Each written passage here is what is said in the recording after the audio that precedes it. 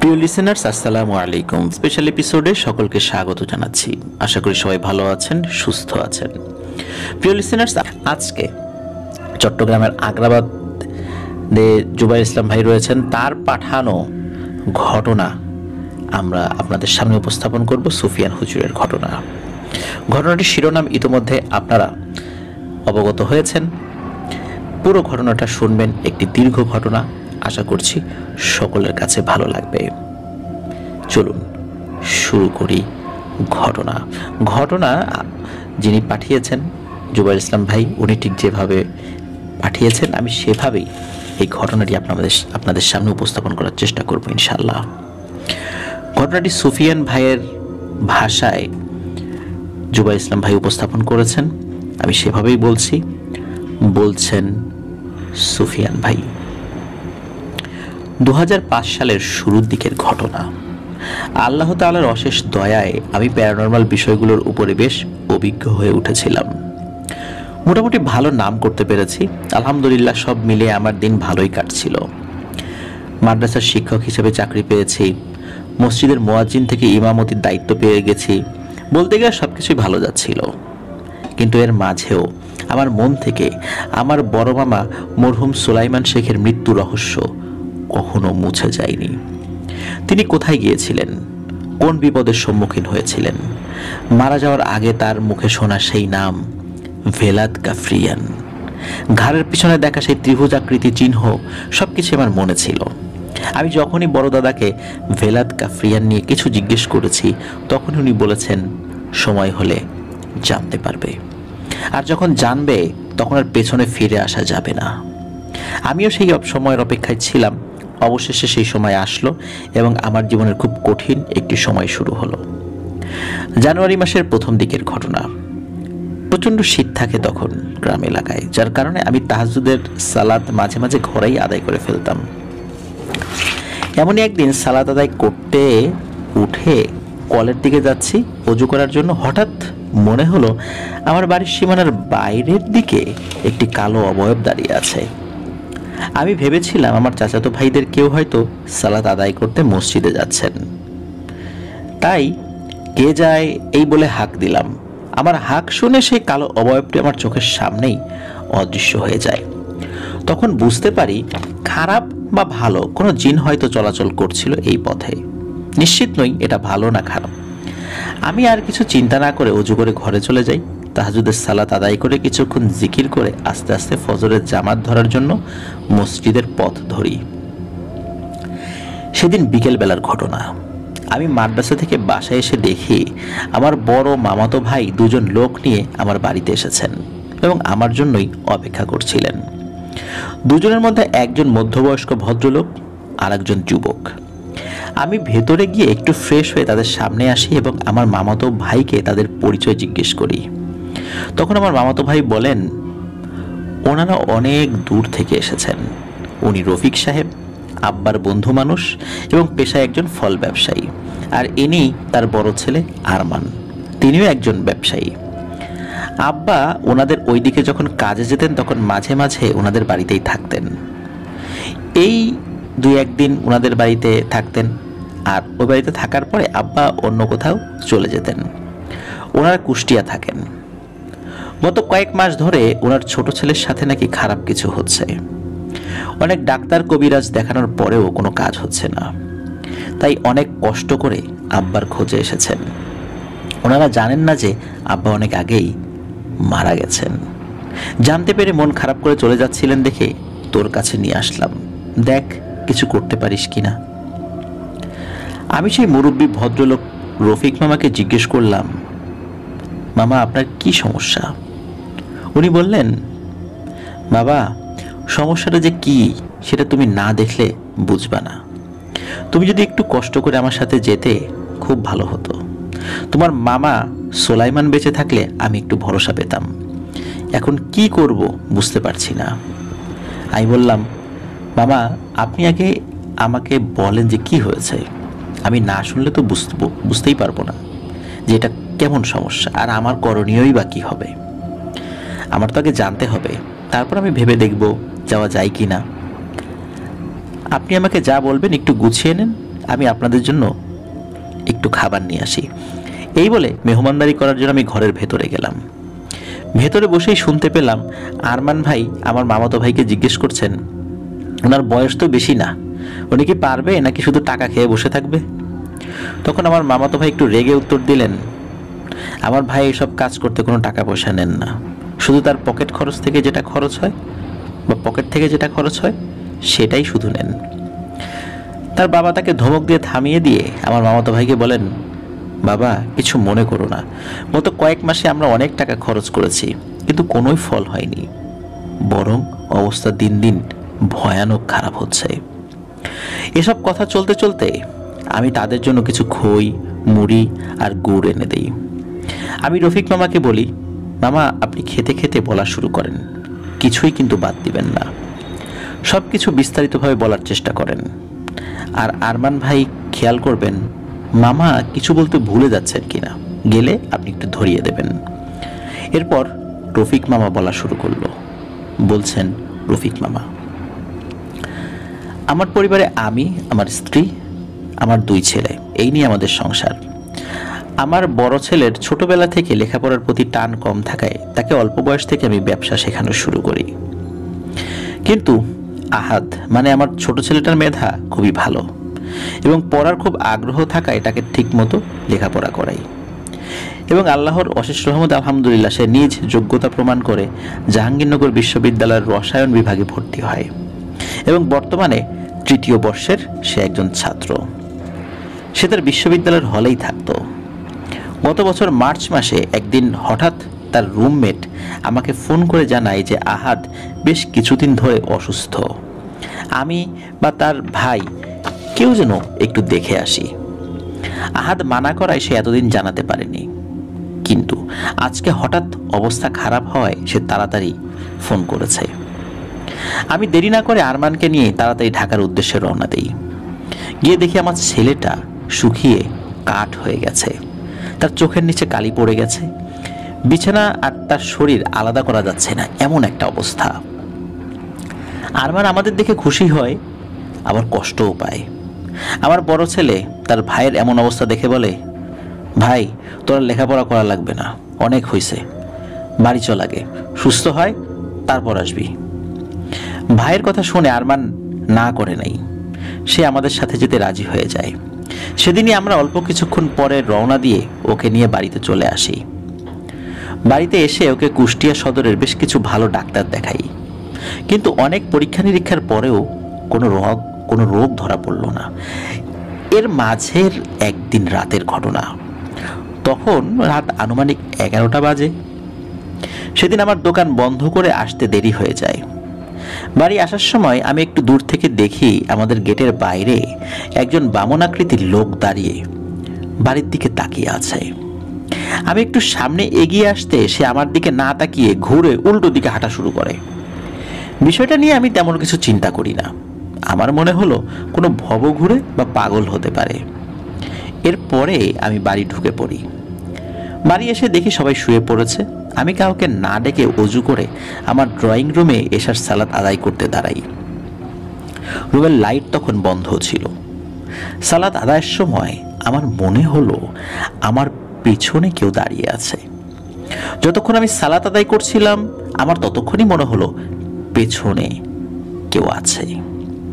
সালাম ফেরানোর পরে পেছনে তাকিয়ে দেখি না, কেউ তো নেই।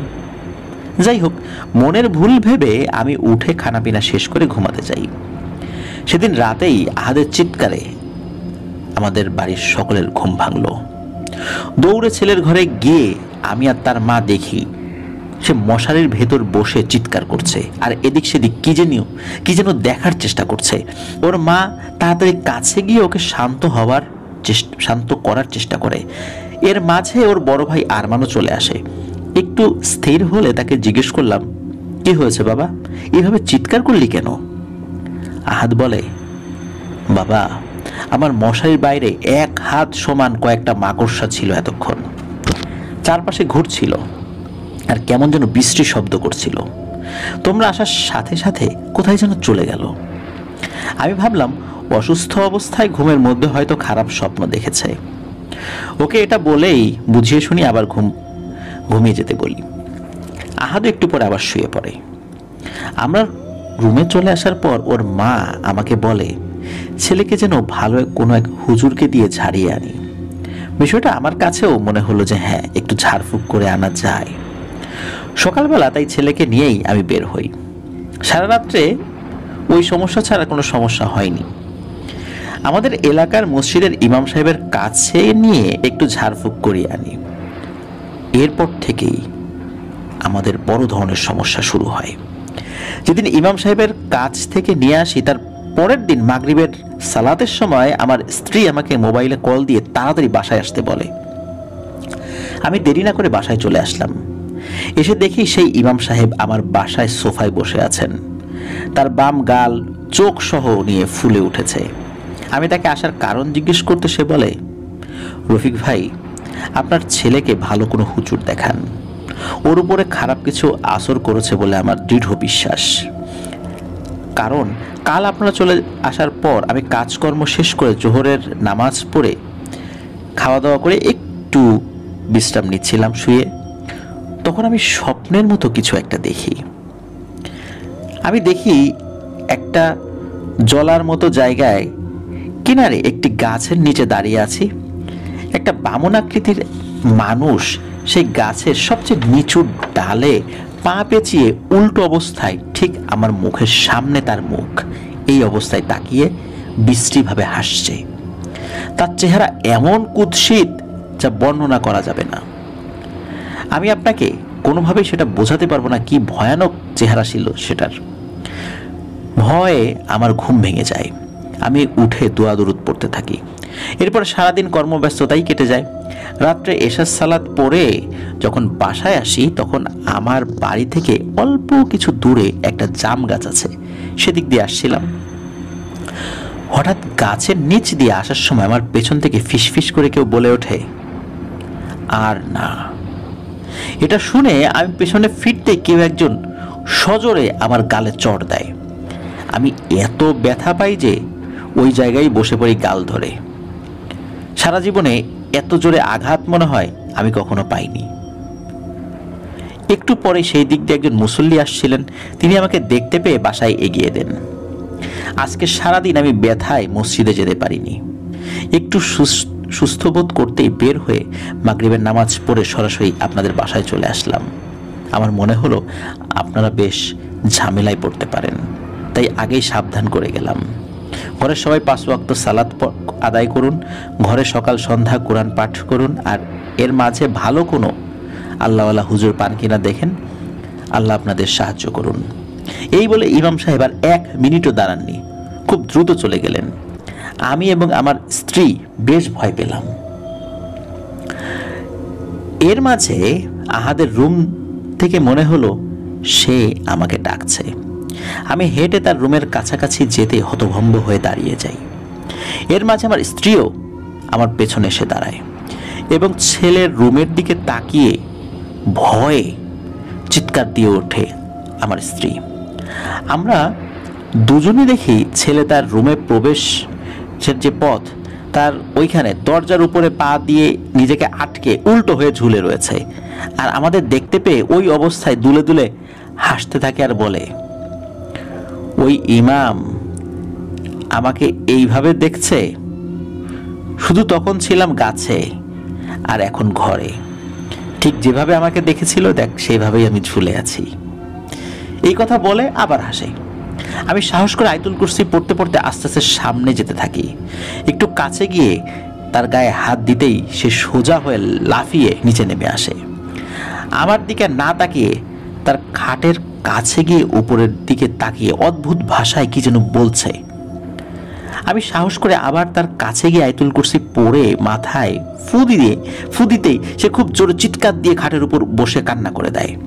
হঠাৎ আমার দিকে তাকিয়ে সে আমাকে জড়িয়ে ধরে কান্নারত অবস্থায় বলে, বাবা আমাকে বাঁচাও বাবা, ও আমাকে মেরে ফেলবে বাবা, ও আমাকে মেরে ফেলবে।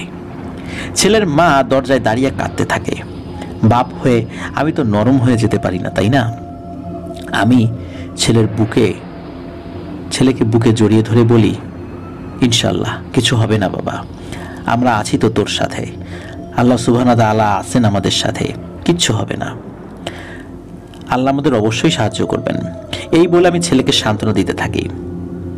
কিন্তু বিশ্বাস করো, ওই সময় আমার বুকটা ফেটে যাচ্ছিল। ছেলের মা এসে ছেলেকে শান্ত করতে থাকে। আমি আরমানকে ফোন দিয়ে তাড়াতাড়ি বাসায় আসতে বলি। আরমান আধা ঘন্টা পরেই চলে আসে।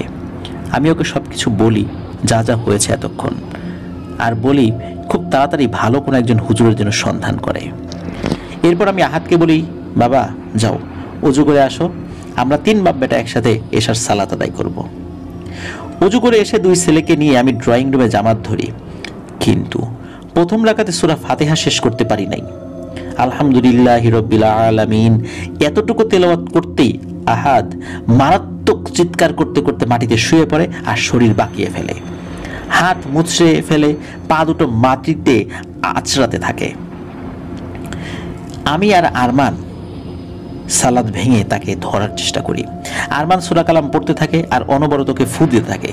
আমি আহাদের মাথার কাছে ছিলাম, হঠাৎ সে 2 হাতে আমার গলা পেঁচিয়ে ধরে, আমার মাথা টেনে তার মুখের সামনে এনে ভয়ঙ্কর কণ্ঠে বলে ওঠে, আর একবার আমাকে তোর খোদার সামনে দাঁড় করালে এই ছেলের ভেতরে যা যা আছে সব খেয়ে একদম শেষ করে ফেলবো, আর তোর পরিবারের কেউ যেন তোর খোদার নাম ডাকতে না পারে সেটা কিন্তু নিশ্চিত করব।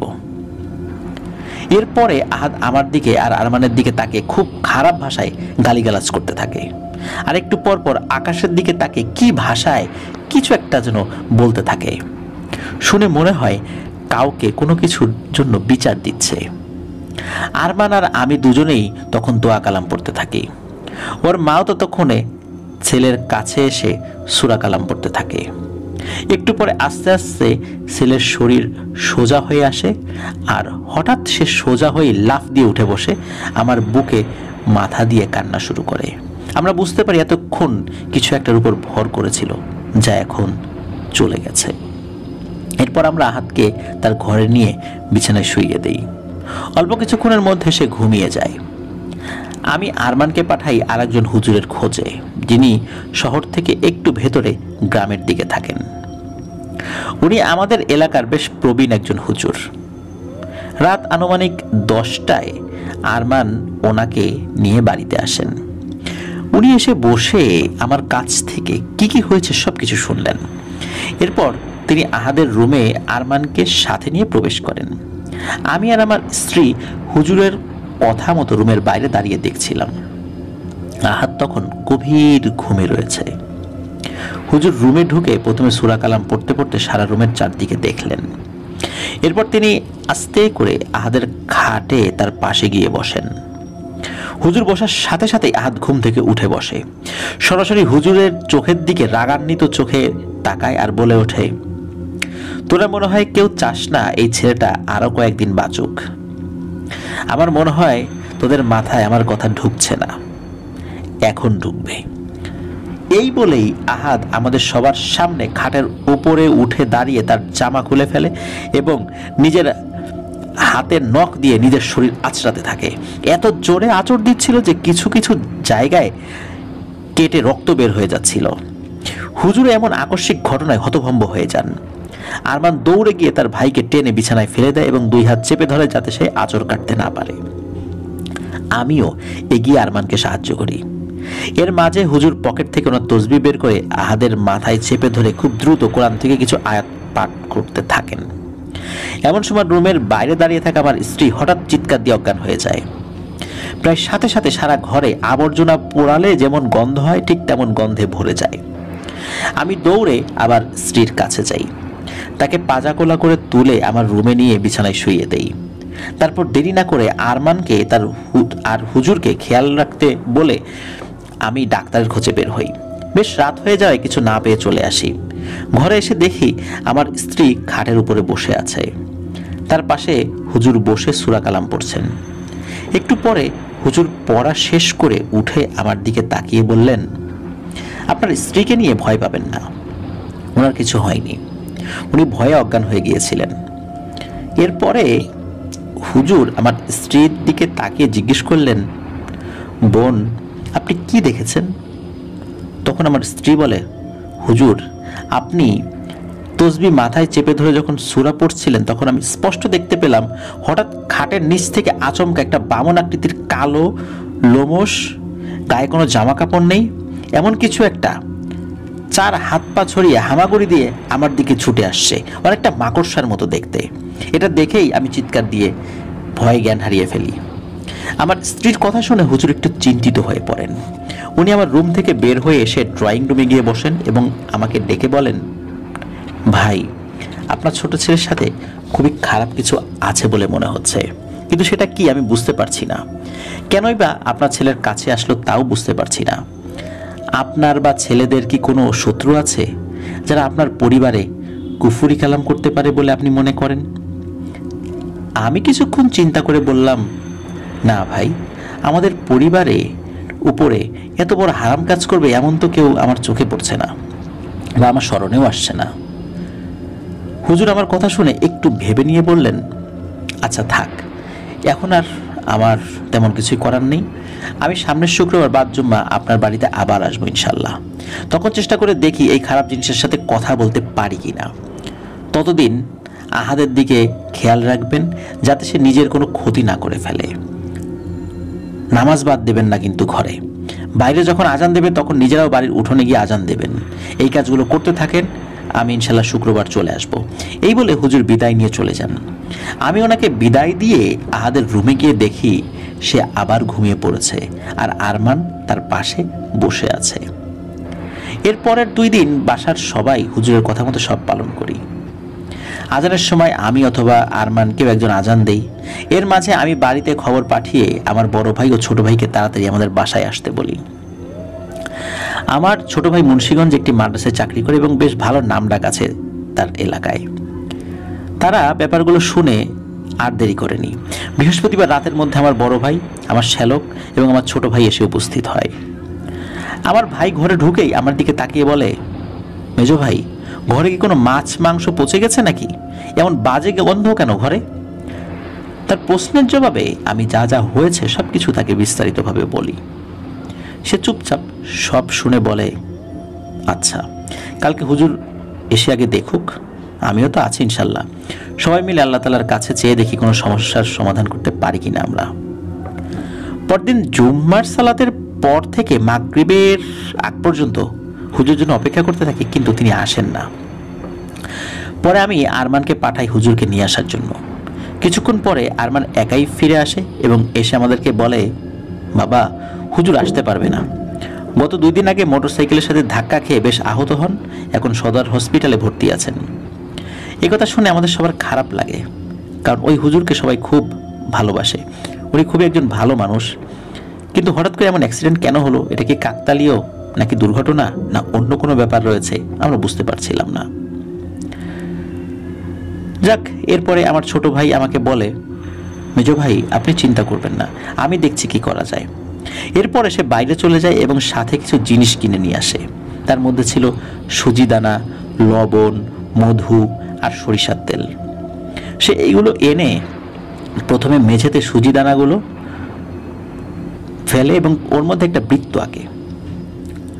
তারপরে বাকি জিনিসগুলো পরে ফু দিয়ে বৃত্তের ভিতরে চলে যায় এবং আমাকে আর আরমানকে বলে যে আহাদকে যেন আমরা নিয়ে আসি। আমরা দুজন আহাদের রুমে গিয়ে দেখি সে খাটের উপর দাঁড়িয়ে উপরের দিকে তাকিয়ে ফিসফিস করে আবার কি কি যেন বলছে। আমার রুমে ঢুকে তার গায়ে হাত দিতেই সে ফিসফিসানি থামিয়ে আমাদের দুজনের দিকে তাকিয়ে হেসে উঠে বলে, কিরে, আমাকে ধরে নিয়ে যেতে আসছিস নাকি? আরে গাধার দল, তোরা কি মনে করেছিস এসব মামুলি কবিরাজি করে কি আমাকে তাড়াবি? চল, আজকে তোদেরকে উচিত শিক্ষা দিয়ে দেব। ওর গলার স্বর শুনে আমরা দুজনেই মারাত্মক ভয় পেয়ে যাই। এত কঠিন গলার স্বর আমরা নিশ্চিত যে দুজনের কেউই কখনোই শুননি। আহাদ নিজে থেকেই খাট থেকে নেমে খালি গায়ে হেঁটে রুম থেকে বের হয়ে ড্রয়িং রুমে ওর ছোট চাচার দেয়া সেই বৃত্তর ভিতরে ঢুকে তার মুখোমুখি বসে। আমি আর আরমান ভয়ে ভয়ে তার পেছন পেছন আসি। বৃত্তের বাইরে তখন আমি, আরমান, আমার বড় ভাই, আমার শ্যালক আর আমার দোকানের একজন কর্মচারী। সবাই যে কোনো পরিস্থিতি মোকাবেলা করার জন্য প্রস্তুত ছিলাম। কিন্তু একটু পরেই আমাদের সবার ভুল ভেঙে গেল। আমার ছোট ভাই আমাদের দিকে তাকিয়ে বলে, যত যাই হোক না কেন, আমি না বলা পর্যন্ত কেউ এই বৃত্তের ভেতরে ঢুকবেন না, ঢুকলে কিন্তু বিপদ হতে পারে। এরপর সে বেশ কিছুক্ষণ চোখ বুঝে বিভিন্ন সূরা কালাম, বিভিন্ন তসবিহ তেলাওয়াত করে ওর গায়ে ফু দিচ্ছিল। আর আমরা দেখতে পাচ্ছিলাম প্রতিবার ফু দেওয়ার পর আহাদের মুখের ভাব আস্তে আস্তে ভয়ঙ্কর হয়ে উঠছিল। কিছুক্ষণ পরে আমার ভাই আহাদকে বলে, আসসালামু আলাইকুম, আপনি কে, কেন এই ছেলেটার উপরে আসর করেছেন? উত্তর আসে, দক্ষিণের দিকে চোখ দিলে চোখ তুলে নেব। আমাকে কি তোরা ভীতু মনে করেছিস? দক্ষিণের ওই জিনিস আমাদের, এইখানে ও চোখ দিয়ে ফেলেছে। আগে দক্ষিণের কাজ শেষ হোক, তারপর এরেও আমরা ব্যবস্থা করে ফেলব। আর আমার প্রভুর, এই আমার প্রভুর বলে সে থেমে যায়। এরপরে সে একেবারে চুপ হয়ে যায়, আর একটা কথাও বলেনি। আমার প্রভুর, এই আমার প্রভুর বলতে কি? তাকে দিয়ে আর কোনো কথাই বলানো যায়নি। আমার ভাই আরো কিছুক্ষণ চেষ্টা করে আহাদের ভেতরে থাকা সত্তার সাথে কথা বলতে ব্যর্থ হয়ে বলে, তুমি যদি আমার প্রশ্নের উত্তর না দাও অথবা এই ছেলেকে ছেড়ে না যাও, তাহলে তোমার এমন অবস্থা করব যে আফসোস করবা। এই কথা বলার সাথে সাথে আহাদ তার জায়গা থেকে উঠে গিয়ে সজোরে তার চাচার বুকের উপর এক লাথি দিয়ে তাকে বৃত্তের বাইরে ফেলে দেয় আর বলে, যতটুকু ওজন ঠিক ততটুকু কথা বলবি, যা পারিস না তাই নিয়ে বড়াই করবি না, একদম জানে মেরে ফেলবো তোকে। এমন সময় মসজিদের এশার আজান শুরু হয়। আহাদ আজানের শব্দ শুনে চোখ মুখ বিকৃত করে অজ্ঞান হয়ে মাটিতে পড়ে যায়। তারপর সবাই মিলে দোয়া কালাম পড়ে আহাদকে তার রুমে রেখে এসে আমি আমার ভাইকে জিজ্ঞেস করলাম, বেশি ব্যথা পাইছিস নাকি ভাই? সে না বোধক মাথা নাড়লেও আমি বুঝেছি যে সে আহাদের লাথিতে খুব ব্যথা পেয়েছে। আবার জিজ্ঞেস করলাম, কি বুঝলি, সেটার কি হয়েছে? আমার ভাই বলল, মেজো ভাই, আমি তেমন কিছু বুঝতে পারি নাই। আহাদের ভেতর থেকে যে কথা বলেছে সে কিছু একটা ইঙ্গিত দিছে, কিন্তু আমি বুঝতে পারতেছি না যে সেটা কি। তবে এতটুকু বুঝেছি, ওর উপর যেটা আছর করেছে সেটা মারাত্মক ভয়ঙ্কর কোনো পিশাচ। কারণ ওর উপর আমি যেসব দোয়া কালাম পরে রুকিয়া করেছি তাতে কম শক্তিশালী অনেক জিনও মারা যায়, কিন্তু এ তো কোনো পাত্তাই দিল না। আমার দ্বারা এর থেকে বেশি কিছু করা সম্ভব না। এরপরে আমার ভাই আরো কয়েকজনকে নিয়ে বাড়িতে আসেন, তারাও দেখেন, বিভিন্নভাবে চেষ্টা করেন, কিন্তু সেই দিনের পর থেকে এখন পর্যন্ত আহাদের মুখ দিয়ে কোনো কথাই বের করা যায়নি। আমিও গত কয়েক মাস যাবৎ বেশ কিছু কবিরাজ এনে দেখিয়েছি, কিন্তু কোনো কিছুতেই কিছুই হয় না, বরং দিন দিন আহাদের অবস্থা খারাপ হয়ে গেছে। এখন তো বলতে গেলে সে একদম পাগল হয়ে গেছে, কারোর সাথে কোনো কথা নেই, সারাদিন উপরের দিকে তাকিয়ে ফিসফিস করে, খাবার দিয়ে আসলে মাছ মাংস ছাড়া কিছুই খায় না, তাও খায় কেমন যেন জন্তুদের মতো। তার রুম নোংরা করে খুবই অবস্থা খারাপ করে ফেলেছে। কেউ কাছে গেলে মারতে যায়, কামড়াতে যায়, সারা রাত জেগে থাকে, একা একা কথা বলে, হাসে, আর ফজরের একটু আগে ঘুমায়। সে ঘুমালে তার মা গিয়ে রুম পরিষ্কার করে আসে, তখন আমরা কেউ একজন পাহারা দেই। এমন খারাপ অবস্থা আমাদের ঘরে, কি আর বলবো। বর্তমানে তাকে তার রুমে তালাবদ্ধ করে রাখতে হচ্ছে। সে যাকে সামনে পাচ্ছে তাকেই মারধর করছে, এমনকি আমি বা তার মাও বাদ যাচ্ছি না।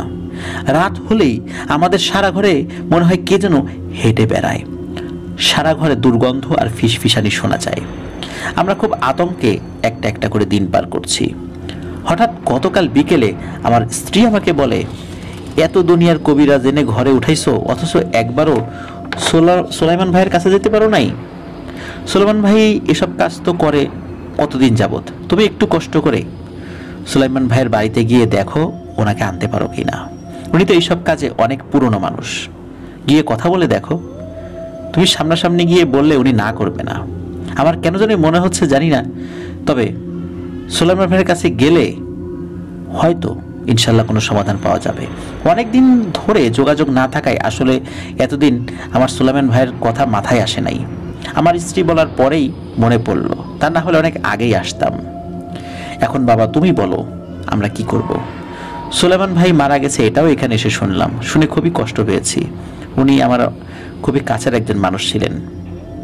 চলেই যাচ্ছিলাম, তখন তোমার মামাতো ভাই তোমার কাছে নিয়ে আসলো। এখন বাবা তুমি বলো আমরা কি করতে পারি।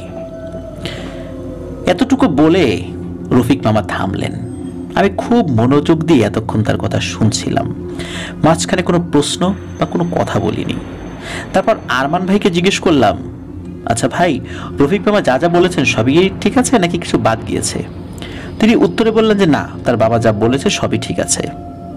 কিন্তু আরমান ভাইয়ের চেহারা দেখে মনে হচ্ছিল তিনি কিছু একটা বলতে গিয়ে বলতে পারছেন না। আমি এই নিয়ে তাকে বিরক্ত করলাম না, আমি জানি সময় হলে তিনি নিজেই বলবেন। আমার মামাতো ভাই আমাকে বললেন, সুফিয়ান কি বুঝলি, কাজটা করবেই? আমি উত্তর দিলাম, ভাই একটু সময় লাগবে, চিন্তা করি। রফিক মামা যেহেতু ব্যস্ত মানুষ, তো আমি যেটা করলাম সেটা হলো ওনার বাড়ির ঠিকানা, মোবাইল ফোন নাম্বার এগুলো সব কিছু রেখে দিলাম এবং বললাম যে আমি যদি যাই আমি তাদেরকে জানাবো। এরপর ওনাদেরকে বিদায় দিলাম, ওনারা চলে যান। আমার মামাতো ভাই তাদেরকে এগিয়ে দিয়ে আসেন। আমার আসলে একটু আলোচনা করার দরকার ছিল বিষয়টা নিয়ে। সেদিন মাগরিবের সালাতের পরে আমি বড় দাদার সাথে যোগাযোগের চেষ্টা করি। এশার সালাতের পর রেহমান, যিনি একজন দাদার অনুগত জিন, তিনি এসে জানালেন যে বড় দাদা মধ্যরাতে আসবেন আমার সাথে দেখা করতে। আমি রাতের খাওয়া দাওয়া শেষ করে আমার সালাতের ঘরে গিয়ে অপেক্ষা করতে শুরু করি তার জন্য। এর মাঝে কোরআন তেলাওয়াত করেছি, কিছুক্ষণ জিকির করেছি, রুকিয়া করার কিছু প্রয়োজনীয় আমল চর্চা করেছি। এভাবে সময় কাটাতে কাটাতে একসময় হালকা চোখ লেগে এসেছিল ঘুমে। কতক্ষণ ঘুমিয়েছি জানি না, হঠাৎ ঘুম ভেঙে দেখি বড় দাদা আমার নামাজের চৌকিতে বসে আছেন এবং তসবিহ পড়ছিলেন। আমি উঠে বসে ওনাকে সালাম জানাই। উনি আমার দিকে তাকিয়ে একটু হেসে সালামের উত্তর জানালেন। তারপর জিজ্ঞেস করলেন, কি হয়েছে আবু সুফিয়ান, হঠাৎ দেখা করতে চাইলে কেন, কোনো সমস্যা? আমি এরপর ওনাকে রফিক মামার কাছ থেকে শোনা সব ঘটনা বিস্তারিতভাবে বলি। উনি মনোযোগ দিয়ে সব শুনলেন। আমি এটাও বললাম যে ওনার বড় ছেলেকে দেখে মনে হচ্ছিল সে কিছু বলতে চাচ্ছে কিন্তু ভরসা পাচ্ছিল না, তা কিছু একটা মনে করে বলেনি। বড় দাদা সব শুনলেন চুপচাপ। এরপর আমাকে বললেন, তোমার সব কথাই বুঝলাম, কিন্তু রুকিয়ার সময় ওই জিনের বলা কথাটা বুঝলাম না। দক্ষিণের ওই জিনিস তাদের, এটার মানে কি? দক্ষিণের দিকে চোখ দিলে ক্ষতি করবে, আমি এই জিনিসটা বুঝতে পারছি না, সময় দাও, আমি খোঁজ নিয়ে দেখি আগে। আমি জিজ্ঞেস করলাম, বড় দাদা আপনার কি মনে হয় কুফরি করা হয়েছে ছেলেটার উপরে? তিনি উত্তর দিলেন, মনে হয় না, ওর উপর কোনো ব্ল্যাক ম্যাজিক করা হয়েছে। এরপর তিনি উঠে পড়েন, যাওয়ার সময় বলেন, আগে খোঁজ খবর জানতে দাও, এর আগে কাউকে কথা দিয়ে ফেলো না। এই বলে তিনি বের হয়ে গেলেন। পরের কয়েকদিন বড়দাদার কাছ থেকে আমি কোনো খোঁজ খবর পাইনি, তিনিও আসেননি। প্রায় 8 দিনের মাথায় এশার সালাতের পরে বাড়ি ফেরার সময় রাস্তার এক পাশে নির্জন জায়গায় রেহমান ভাইকে দাঁড়িয়ে থাকতে দেখি। আমি সালাম দিলে সালামের উত্তর দিয়ে তিনি জানালেন, আগামীকাল রাত্রে আপনার সাথে আমাদের সর্দার মানে বড় দাদা দেখা করতে আসবেন। আপনার নতুন কাজের তথ্য সংগ্রহ করতে আমাদের অনেক কষ্ট এবং সময় লেগেছে। কেন এবং কি খবর আমরা সংগ্রহ করেছি সেটা বড় দাদা মানে আমাদের সর্দার আপনাকে বলবেন। আমাকে শুধু বলা হয়েছে আপনাকে যেন জানিয়ে দেই যে আগামীকাল সর্দার আপনার সাথে সাক্ষাৎ করবেন। আমি কোনো প্রশ্ন করার আগেই রেহমান ভাই সেখান থেকে চলে যান। আমি কিছুক্ষণ ওই জায়গায় দাঁড়িয়ে চিন্তা করতে থাকি যে বড় দাদার মতো এত বিচক্ষণ, বয়স্ক, অভিজ্ঞ এবং ক্ষমতাবান একজন জিনের পক্ষেও এতদিন লেগেছে শুধু খবর সংগ্রহ করতে। জানি না কেন জানি মনের ভেতর খুব খুঁতখুত করছিল। মনে হচ্ছিল আল্লাহ সুবহানাহু ওয়া তাআলার সামনে কঠিন পরীক্ষার সম্মুখীন করবেন। এসব ভাবতে ভাবতে আস্তে আস্তে হেঁটে বাড়ি চলে আসি। পরদিন যতটুকু মনে পড়ে বৃহস্পতিবার ছিল। চেষ্টা করি প্রতি বৃহস্পতিবার এবং সোমবার আমার নবীর সুন্নাহ নফল সওম রাখতে মানে রোজা রাখতে। সেদিনও রোজা রেখেছিলাম। সারাদিন অন্য সব দিনের মতো কর্মব্যস্ততায় কেটে যায়। রাতে খাওয়া দাওয়া শেষ করে আমি আমার সালাতের ঘরে চলে যাই মানে নামাজের ঘরে চলে যাই। অপেক্ষা করতে থাকি বড় দাদার আগমনের। একসময় সারা ঘরে সুন্দর আতরের গন্ধ নিয়ে তিনি প্রবেশ করেন। আমি তখন জিকির করছিলাম। তিনি আমার ঘরে ঢুকতেই সালামের বিনিময় হলো আমাদের মাঝে। এরপর তিনি আমার পাশে বসলেন এবং বললেন, আবু সুফিয়ান, আমি চাই আল্লাহর নাম নিয়ে তুমি এই কাজটি হাতে নাও। এই কাজটি করা খুবই জরুরি। যদিও কাজটি করতে তোমার অনেক কষ্ট হতে পারে, তবে সারা জাহানের মালিক মহান আল্লাহ সুবহানাহু ওয়া তাআলার দয়ায় আমার বিশ্বাস তুমি এই কাজটি করতে পারবে। কয়েকটি পরিবার খুব খারাপ সময় এর মধ্যে দিয়ে যাচ্ছে এবং খারাপ এক শক্তির কুনজরে পড়তে যাচ্ছে। দুটি পরিবার ইতিমধ্যে আক্রান্ত হয়েছে। আমি বড় দাদার কথা কিছু বুঝতে পারছিলাম না। আমি ওনাকে বললাম, বড় দাদা আমাকে একটু ভেঙে বলুন, আমি আসলে বুঝতে পারছি না যে আপনি কি বোঝাতে চাইছেন। এরপর বড় দাদা আমাকে যা বললেন তার সারমর্ম হলো এই যে রফিক মামার পরিবারের কাউকে কোনো কুফরি কালামের দ্বারা কোনো ক্ষতি করা হয়নি। আসল সমস্যা ওনার ছেলের সাথেও হচ্ছে না। আসল সমস্যা হচ্ছে ফারজানা নামের এক মেয়ের সাথে, যে আহাদের সাথে একসাথে লেখাপড়া করে এবং একজন আরেকজনকে পছন্দ করে। খারাপ ধরনের কুফরি করা হয়েছে ওই ফারজানা নামের মেয়েটাকে। এটা এত শক্তিশালী জাদু যে ওই মেয়ে জাদুর প্রভাবে মারা যাবে না, কিন্তু সে আস্তে আস্তে মানসিক ভারসাম্য হারিয়ে ফেলবে এবং আমৃত্যু সে শক্তিশালী একদল পিশাচের কবলে জিম্মি হয়ে থাকবে। এই মেয়েকে যারাই ভালোবাসবে, এমনকি তার পরিবারের লোকজনও যারা তাকে আদর করবে, তার আত্মীয় স্বজন সবাই ওই পিশাচদের দ্বারা একজন একজন করে আক্রান্ত হবে এবং আস্তে আস্তে মৃত্যুর দিকে এগিয়ে যাবে। এই কুফরির পরিণাম হলো এই মেয়েকে যে ভালোবাসবে এমন কেউ পৃথিবীতে বেঁচে থাকবে না। তার সারা জীবন মানসিক ভারসাম্যহীন অবস্থায় একা একা কাটাতে হবে এবং একটা পর্যায়ে মারা যাবে। এই ধরনের জাদু অনেক প্রাচীন এক কালো জাদু। এই জাদু করতে অনেক খারাপ জিনিসের দরকার হয়েছে, যা আমি বলতে পারছি না বলে দুঃখিত। তবে এতটুকু বলতে পারি, আল্লাহ তাআলার এই দুনিয়াতে যত হারাম জিনিস মানুষ করতে পারে তার মধ্যে সবচাইতে নিকৃষ্ট জিনিসগুলো দিয়ে এই জাদু করা হয়। এবং যে তান্ত্রিক বা কবিরাজ এই ধরনের জাদু করেছে তারা এমন এক শয়তানের কাছ থেকে সেটা শিখেছে যে অনেক আগে থেকেই অভিশপ্ত।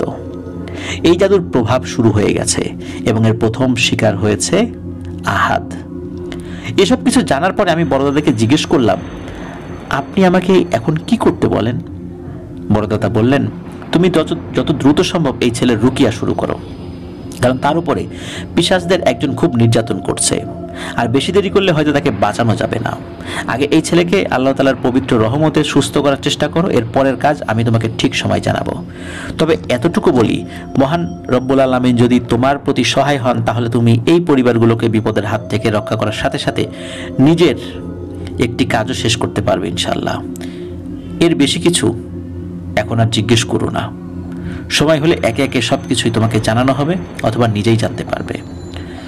মনে অনেক প্রশ্ন থাকলেও আর কোনো প্রশ্নই করতে পারিনি তখন, কারণ আমি জানি এই বিষয়ে আর কোনো প্রশ্ন করলে বড় দাদা বিরক্ত হবেন। তাই প্রসঙ্গ পাল্টে রুকিয়া করার পদ্ধতি জেনে নিলাম। বড় দাদা চলে যাওয়ার আগে বললেন, সুফিয়ান, সামনে অনেক কঠিন কিছু সময় পার করতে হবে, মনে মনে প্রস্তুত হও। আর মনে রেখো, এই কাজে আমি এবং আমার সকল অনুসারীরা সকলে মিলে আল্লাহ সুবহানাহু ওয়া তাআলার রহমতে শেষ পর্যন্ত তোমার সাথে থাকবো ইনশাআল্লাহ। এই বলে বড় দাদা চলে গেলেন। আমি খুব চিন্তিত হয়ে পড়লাম, কারণ বড় দাদা স্পষ্টভাবে আমাকে জানাননি যে আমি কিসের বিরুদ্ধে লড়তে যাচ্ছি। এরপর আমি সালাত আদায় করার লক্ষ্যে মসজিদের উদ্দেশ্যে যাত্রা শুরু করি। বাড়ি থেকে বের হয়ে একটু মনে 10 কদম সামনে হয়তো বা গিয়েছি, যেতেই সালাম দিয়ে হামজা ভাই বড় দাদার অনুসারী একজন জিন, তিনি এসে আমার সামনে দাঁড়ান। আমি কিছু জিজ্ঞেস করার আগেই নিজেই বললেন, এখন থেকে আমাদের যে কোনো একজন সবসময় আপনার আশেপাশে থাকবে, এটা আমাদের হুজুরের আদেশ। এটা নিয়ে দয়া করে কেউ কোনো প্রশ্ন করবেন না। এবার আমি রেগে গেলাম এবং বললাম, আপনাদের কাউকে আমি কোনো প্রশ্নই করব না। বড় দাদাও কিছু জিজ্ঞেস করলে বলতে নিষেধ করলেন যে তাকে প্রশ্ন করা যাবে না, আপনিও বলছেন কোনো প্রশ্ন করেন না। আমি বুঝতেছি না যে আপনারা সবাই আমাকে এমন অন্ধকারে কেন রাখছেন। হামজা উত্তর দিলেন, সুফিয়ান, কিছু মনে করবেন না, আমি শুধু আদেশ পালন করছি। অনেক কিছু জানা সত্ত্বেও আপনাকে বলতে নিষেধ করেছেন আমাদের সর্দার, তাই বলতে পারছি না। আর আমরা আমাদের সর্দারের হুকুম পুঙ্খানুপুঙ্খভাবে অনুসরণ করি, তাতে আমাদের প্রাণ চলে গেলেও। আমি আর কথা না বাড়িয়ে অন্য প্রসঙ্গ ধরলাম। রুকিয়া বিষয়ে বেশ কিছু প্রশ্ন করে কিছু খুঁটিনাটি জেনে নিলাম। এরপর সালাত শেষে আস্তে আস্তে মামা বাড়ির দিকে পথ ধরলাম।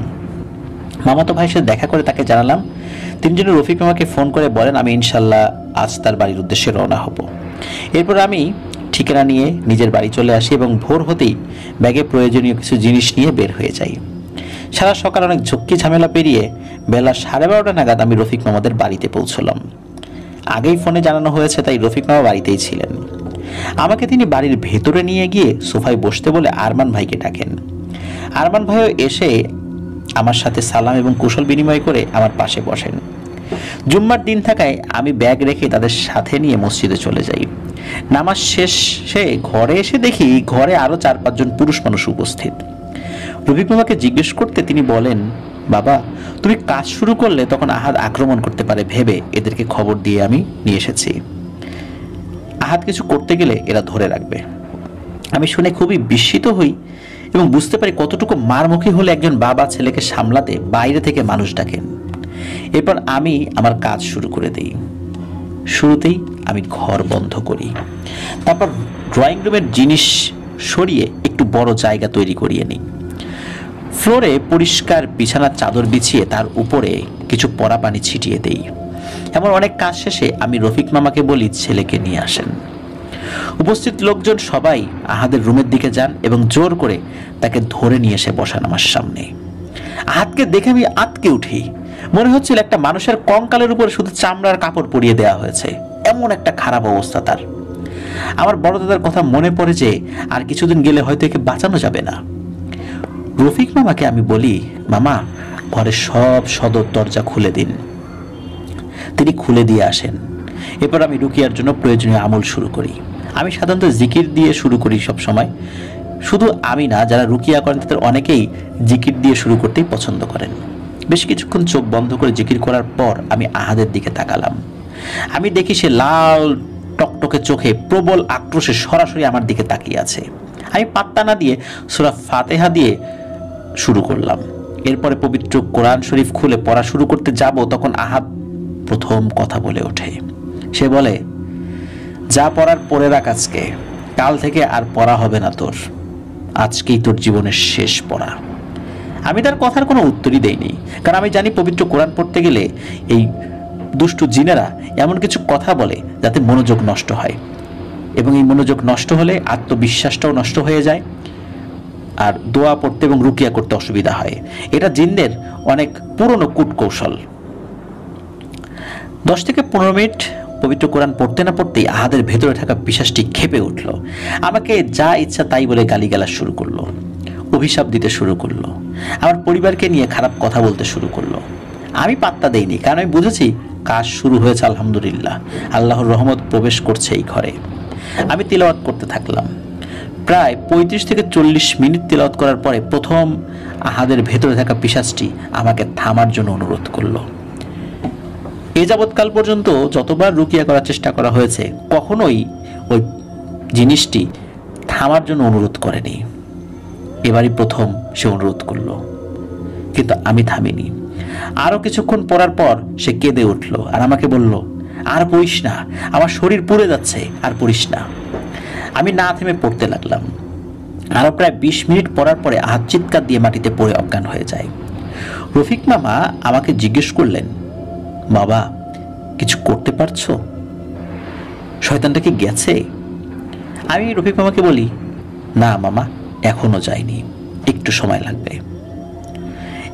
এখন আমি তাকে পবিত্র কোরআনের মাধ্যমে বুঝিয়ে দিলাম যে কোনো শয়তানি ক্ষমতা আল্লাহ সুবহানাহু ওয়া তাআলার রহমতের সামনে কিছুই নয়। এখনো সে যায়নি বটে, তবে আহাদের শরীর থেকে দূরে আছে। আহাদ জ্ঞান ফিরলে আপনারা তাকে ভালো করে খাওয়া দাওয়া করান। এই পিশাচের সাথে লড়তে তার শরীরেরও শক্তির দরকার আছে। এতটুকু বলে আমি একটু ওয়াশরুমে গেলাম চোখে মুখে পানি দিয়ে আসতে। ফিরে এসে দেখি আহাদের জ্ঞান ফিরেছে এবং সে একটু অবাক হয়ে এদিক ওদিক সবার দিকে তাকাচ্ছে। আমি তার কাছে এসে পাশে বসে জিজ্ঞেস করলাম তার কেমন লাগছে। আহাদ বলল, আপনি কে হুজুর? আপনার নামটা একটু বলবেন? আপনাকে তো আমি চিনি, কিন্তু নাম জানি না। আমি তার কথা শুনে অবাক হয়ে যাই, কারণ এর আগে আমি কোনোদিনই এখানে আসিনি, আর তার সাথে কখনো দেখা হয়েছে বলেও আমার মনে পড়ে না। আমি নাম না বলে তাকে জিজ্ঞেস করলাম, ভাই তুমি আমাকে কিভাবে চেনো? তোমার সাথে কি আমার আগে কখনো দেখা হয়েছে? তখন আহাদ উত্তর দেয়, জানি না হুজুর, কিন্তু আপনাকে দেখে মনে হচ্ছে আমি আপনাকে কোথাও দেখেছি। আমি আর এটা নিয়ে কথা বাড়ালাম না। তাকে বললাম, থাক, তোমার এখন এসব ভাবতে হবে না, চলো অজু করে আমার সাথে নামাজ পড়বে। অনেক কষ্ট করে সে উঠে দাঁড়ালো তার বড় ভাইয়ের সাহায্যে। রফিক মামা আর তার ছেলেদেরকে নিয়ে আমি তাদের ঘরে আসরের সালাত আদায় করছিলাম। তখন আর আল্লাহর রহমতে কোনো সমস্যা হয়নি। এশার নামাজ মসজিদে আদায় করে আমি তাদের বাড়ির আশেপাশে একটু ঘুরে দেখছিলাম। হঠাৎ পেছন থেকে সালাম শুনে আমি ফিরে তাকাই, দেখি হামজা ভাই আমার পেছনে দাঁড়িয়ে। আমি সালামের উত্তর দিয়ে বললাম, আমি রুকিয়া করার সময় আপনি কি আশেপাশে ছিলেন? তিনি বললেন, হুজুর আমি তো আপনাকে আগেই বলেছি আমাদের কেউ না কেউ সবসময় আপনার আশেপাশে থাকবে। আমার কাছে আপনার জন্য একটি বার্তা এসেছে আমাদের হুজুরের মানে বড় দাদার কাছ থেকে। তিনি বলেছেন আজ রাত্রে আপনি যেন এই বাড়িতেই থাকেন এবং মধ্যরাতে আরেকবার আহাদের রুমেই রুকিয়া করেন। আমরা সবাই থাকবো তখন। মনে রাখবেন এবার রুকিয়া করার সময় ছেলের ভাই বাদে কাউকে সাথে রাখতে পারবেন না। অবশ্যই আগে নিজেকে ভালোভাবে আল্লাহ তাআলার কালাম দ্বারা পবিত্র করে নেবেন। আমি সম্মতি জানালে হামজা ভাই চলে যান। খাওয়া দাওয়ার পরে আমার অনুরোধে সেদিন রাতে রফিক মামার সম্মতি নিয়ে আরমানের ঘরে রুকিয়া সেশন হওয়ার ব্যবস্থা করা হলো। আগেই ঘরের সবাইকে জানিয়ে দিয়েছি আরমান ভাই ছাড়া ওই সময়ে আমার সাথে কেউ থাকতে পারবেন না। সেভাবেই সবকিছু ঠিকঠাক ব্যবস্থা করা হলো। আহাদকে রাতের খাবার খাইয়ে আরমান ভাইয়ের রুমে ঘুম পাড়িয়ে দেওয়া হলো। আমি অপেক্ষা করছিলাম সঠিক সময়ের। এমন সময় আরমান ভাই আমতা আমতা করে আমার পাশে এসে বললেন, হুজুর আপনাকে একটা কথা বলার ছিল। আমি তাকে জিজ্ঞেস করলাম, কি বিষয়ে? তিনি বললেন, হুজুর আহাদের এইসব সমস্যা শুরু হওয়ার বেশ কিছুদিন পরে আমি একটি জিনিস খেয়াল করেছি। আহাদের ঘাড়ের পেছনে কিছুদিন যাবৎ কেমন যেন একটা দাগ পড়েছে। একটা দিন যাচ্ছে আর আস্তে আস্তে সেটা যেমন গাঢ় হয়ে ফুটে উঠেছে। আপনি একটু দেখলে ভালো হয়। আপনার সাথে দেখা করতে গিয়েছিলাম তখন বলতাম, কিন্তু ভরসা পাইনি। আমি বললাম, আচ্ছা আমি দেখব। আপনি যান, অজু করে আসেন, আমাদের প্রায় সময় হয়ে যাচ্ছে। এ কথা বলার পর আরমান ভাই উঠে অজু করতে চলে যান। ঠিক তখনই প্রায় সাথে সাথে সারা ঘরে বিশ্রী পচা গন্ধে ভরে যায়। সাথে সাথে আমি আয়াতুল কুরসি পাঠ করতে করতে চেয়ার থেকে উঠে দাঁড়াই এবং রুমের সেই বৈদ্যুতিক আলোতেই দেখতে পাই আহাদ খাটে ঘুমাচ্ছিল। তার চারপাশে নিচে বেশ কয়েকটি বিশাল মাকড়সা খাটের চারপাশে ঘুরছে এবং মুখ দিয়ে সাদা সাদা এক জাতীয় তরল মুখ থেকে বের করে খাটের আশেপাশে মেখে দিচ্ছে। আমি এই দেখে একটু সামনে এগোতে যাব, এমন সময় আমার ঘাড়ের পেছন দিকে চেপে ধরে কেউ, যেন আমাকে প্রায় এক হাত শূন্যে তুলে ফেললো। আর কেমন জানি পেছন থেকে হিংস্র জানোয়ারের মতো আওয়াজ করছিল। হয়তো ওই অবস্থায় 10 থেকে 15 সেকেন্ড ছিলাম। হঠাৎ তখন রুমের দরজা খোলার আওয়াজ পাই এবং সাথে সাথে সেই সত্তাটি আমাকে ছেড়ে দেয়। মাটিতে পড়ে যাওয়ার আগে দেখলাম বামন আকৃতির কালো লোমশ কিছু একটা আমার পাশ দিয়ে প্রায় চোখের পলকে মাকড়সার মতো যার হাত পা ছড়িয়ে দ্রুত খাটের নিচের দিকে চলে গেল। আমি টের পেলাম আমার হাত ধরে কেউ একজন একটানে আমাকে দাঁড় করিয়ে দিলেন। পেছনে ফিরে দেখি হামজা ভাই, রেহমান ভাই, সাদিক ভাই সহ আরো প্রায় 5-6 জন। এরা সবাই বড় দাদার অনুগত জিন। তারা ঘরের ভেতরে প্রবেশ করলেন। আমি বেশ সাহস পেয়ে গেলাম আল্লাহর রহমতে। রেহমান ভাই বললেন, আর দেরি করা যাবে না, আপনি রুকিয়া শুরু করেন, বাকিটা আমরা দেখছি। আমি রেহমান ভাইয়ের কথা মতো পবিত্র কোরআন খুলে পড়তে শুরু করলাম।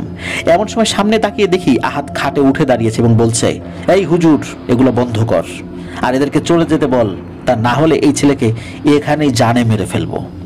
আমি কথা না শুনে পড়ে যেতে লাগলাম। এর মাঝে রেহমান ভাই সহ সবাই খাটের চারপাশ ঘিরে দাঁড়িয়ে গেছে, কিন্তু তারা কেউ খাটের উপরে যেতে পারছে না। সাদিক ভাই হঠাৎ বলে ওঠেন, হুজুর আপনি পড়তে পড়তে বিছানায় উঠে তার কপালে পবিত্র কোরআন ছুঁয়ে দিন।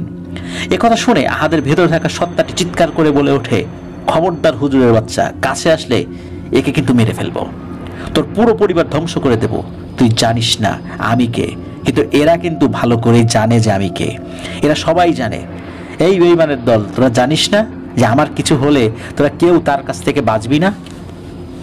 রেহমান ভাই বললেন, কার কাছ থেকে বাঁচবো না বাঁচবো সেটা তোর মতো নোংরা কারো কাছ থেকে আমরা শুনতে চাই না। আমরাও চাই তোর সেই নোংরা কুৎসিত প্রভু এবার বাইরে আসুক। অনেক খুঁজেছি তোদেরকে আমরা, কিন্তু এতদিন ধরে কাপুরুষ শয়তানের মতো লুকিয়েছিলি।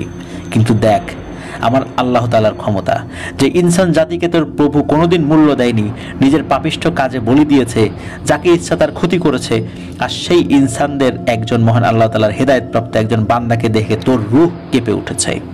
ভেবে দেখ, মালাকুল মউত তোর সামনে আসলে কি করবি? তৈরি হ শয়তান। আমাদের উপরে আদেশ আছে তোকে এখন থেকে যেন জীবিত কোনোভাবেই আমরা কাজ করতে না দেই এবং এখান থেকে তোকে জীবিত বের হতে না দেই। সেইভাবে প্রস্তুত হয়েই আমরা এসেছি। ডাক তোর সেই কাপুরুষ প্রভুকে, দেখ তোকে আজ বাঁচাতে আসে কিনা। আমি রেহমান ভাইয়ের কথা কিছুই বুঝতে পারছিলাম না। আমি শুধুই পড়ে যাচ্ছিলাম আর এক পা করে সামনে যাচ্ছিলাম। হঠাৎ আহাত চিৎকার থামিয়ে বিছানায় লুটিয়ে পড়লো আর দেখলাম রেহমান ভাইরা সবাই তাদের পাঞ্জাবির ভেতর থেকে মোটা মোটা কিছু শেকল বের করে দাঁড়ালো। আমাকে হামজা ভাই বললেন, হুজুর আপনার কাজ শেষ, আপনি কষ্ট করে ছেলেটাকে নিয়ে ঘর থেকে বের হয়ে যান। আমি দেরি করিনি, টেবিলের উপরে পবিত্র কোরআন শরীফ রেখে আহাতকে নিয়ে রুম থেকে বের হয়ে আসি। বাইরে এসে দেখি আরমান ভাই মেঝেতে অজ্ঞান হয়ে পড়ে আছেন আর বাসার সবাই ঘুম। এত কিছু হয়ে যাচ্ছে, এদিকে কেউ কিচ্ছু টের পাইনি। আমি অবাক হলাম। আহাতকে আরমান ভাইয়ের পাশের সোফাতে বসিয়ে দিয়ে আমি উঠে দাঁড়াই। হঠাৎ আহাতের ঘাড়ে চোখ পড়তেই চোখ আটকে যায় আমার। আহাতের ঘাড়ের পেছনে উল্টো করে একটি ত্রিভুজের মতো আঁকা চিহ্নটি দেখে আমার মনে হলো আমি এটা আগেও দেখেছি, কিন্তু কোথায় মনে করতে পারিনি। এর মধ্যে মনে হচ্ছিল আরমান ভাইয়ের রুমের ভেতরে ভয়ঙ্কর রকমের মারামারি ধস্তাধস্তি হচ্ছে। মনে হচ্ছিল সেই রুমে কোনো এক ভয়ঙ্কর ক্রোধে ফেটে পড়া জানোয়ারকে সবাই মিলে মেরে মেরে শান্ত করছে। একটু পরপর শোনা যাচ্ছিল ভয়ঙ্কর স্বরের আর্তনাদ। এভাবে অনেকক্ষণ মারামারি চলেছিল সেদিন। বেশ কিছুক্ষণ পর আমি দেখলাম রেহমান ভাইয়েরা গলায় হাতে পায়ে শেকল পরিয়ে বেটে কালো উলঙ্গ লোমশ একটি সত্তা, যার চোখ ছিল মাকড়সার চোখের মতো। নাকের উপর থেকে সারা কপাল জুড়ে শুধু কালো কালো ছোট ছোট অসংখ্য চোখ। তার নাক বলতে কিছু ছিল না, নাকের স্থানে শুধু দুটি ছিদ্র ছিল, কিন্তু ঠোঁটের দিকটা মানুষের মতো, যা তার চেহারাকে আরো আরো ভয়ঙ্কর করে তুলেছিল। এমন ভয়ানক আকৃতি সেই পিশাচকে টেনে হিচড়ে ঘর থেকে বের করছেন সবাই। আর সেই পিশাচটি চিৎকার করে অদ্ভুত এক ভাষায় উপরের দিকে তাকিয়ে কিছু বলছিল। আমি কিছুই বুঝতে পারছিলাম না।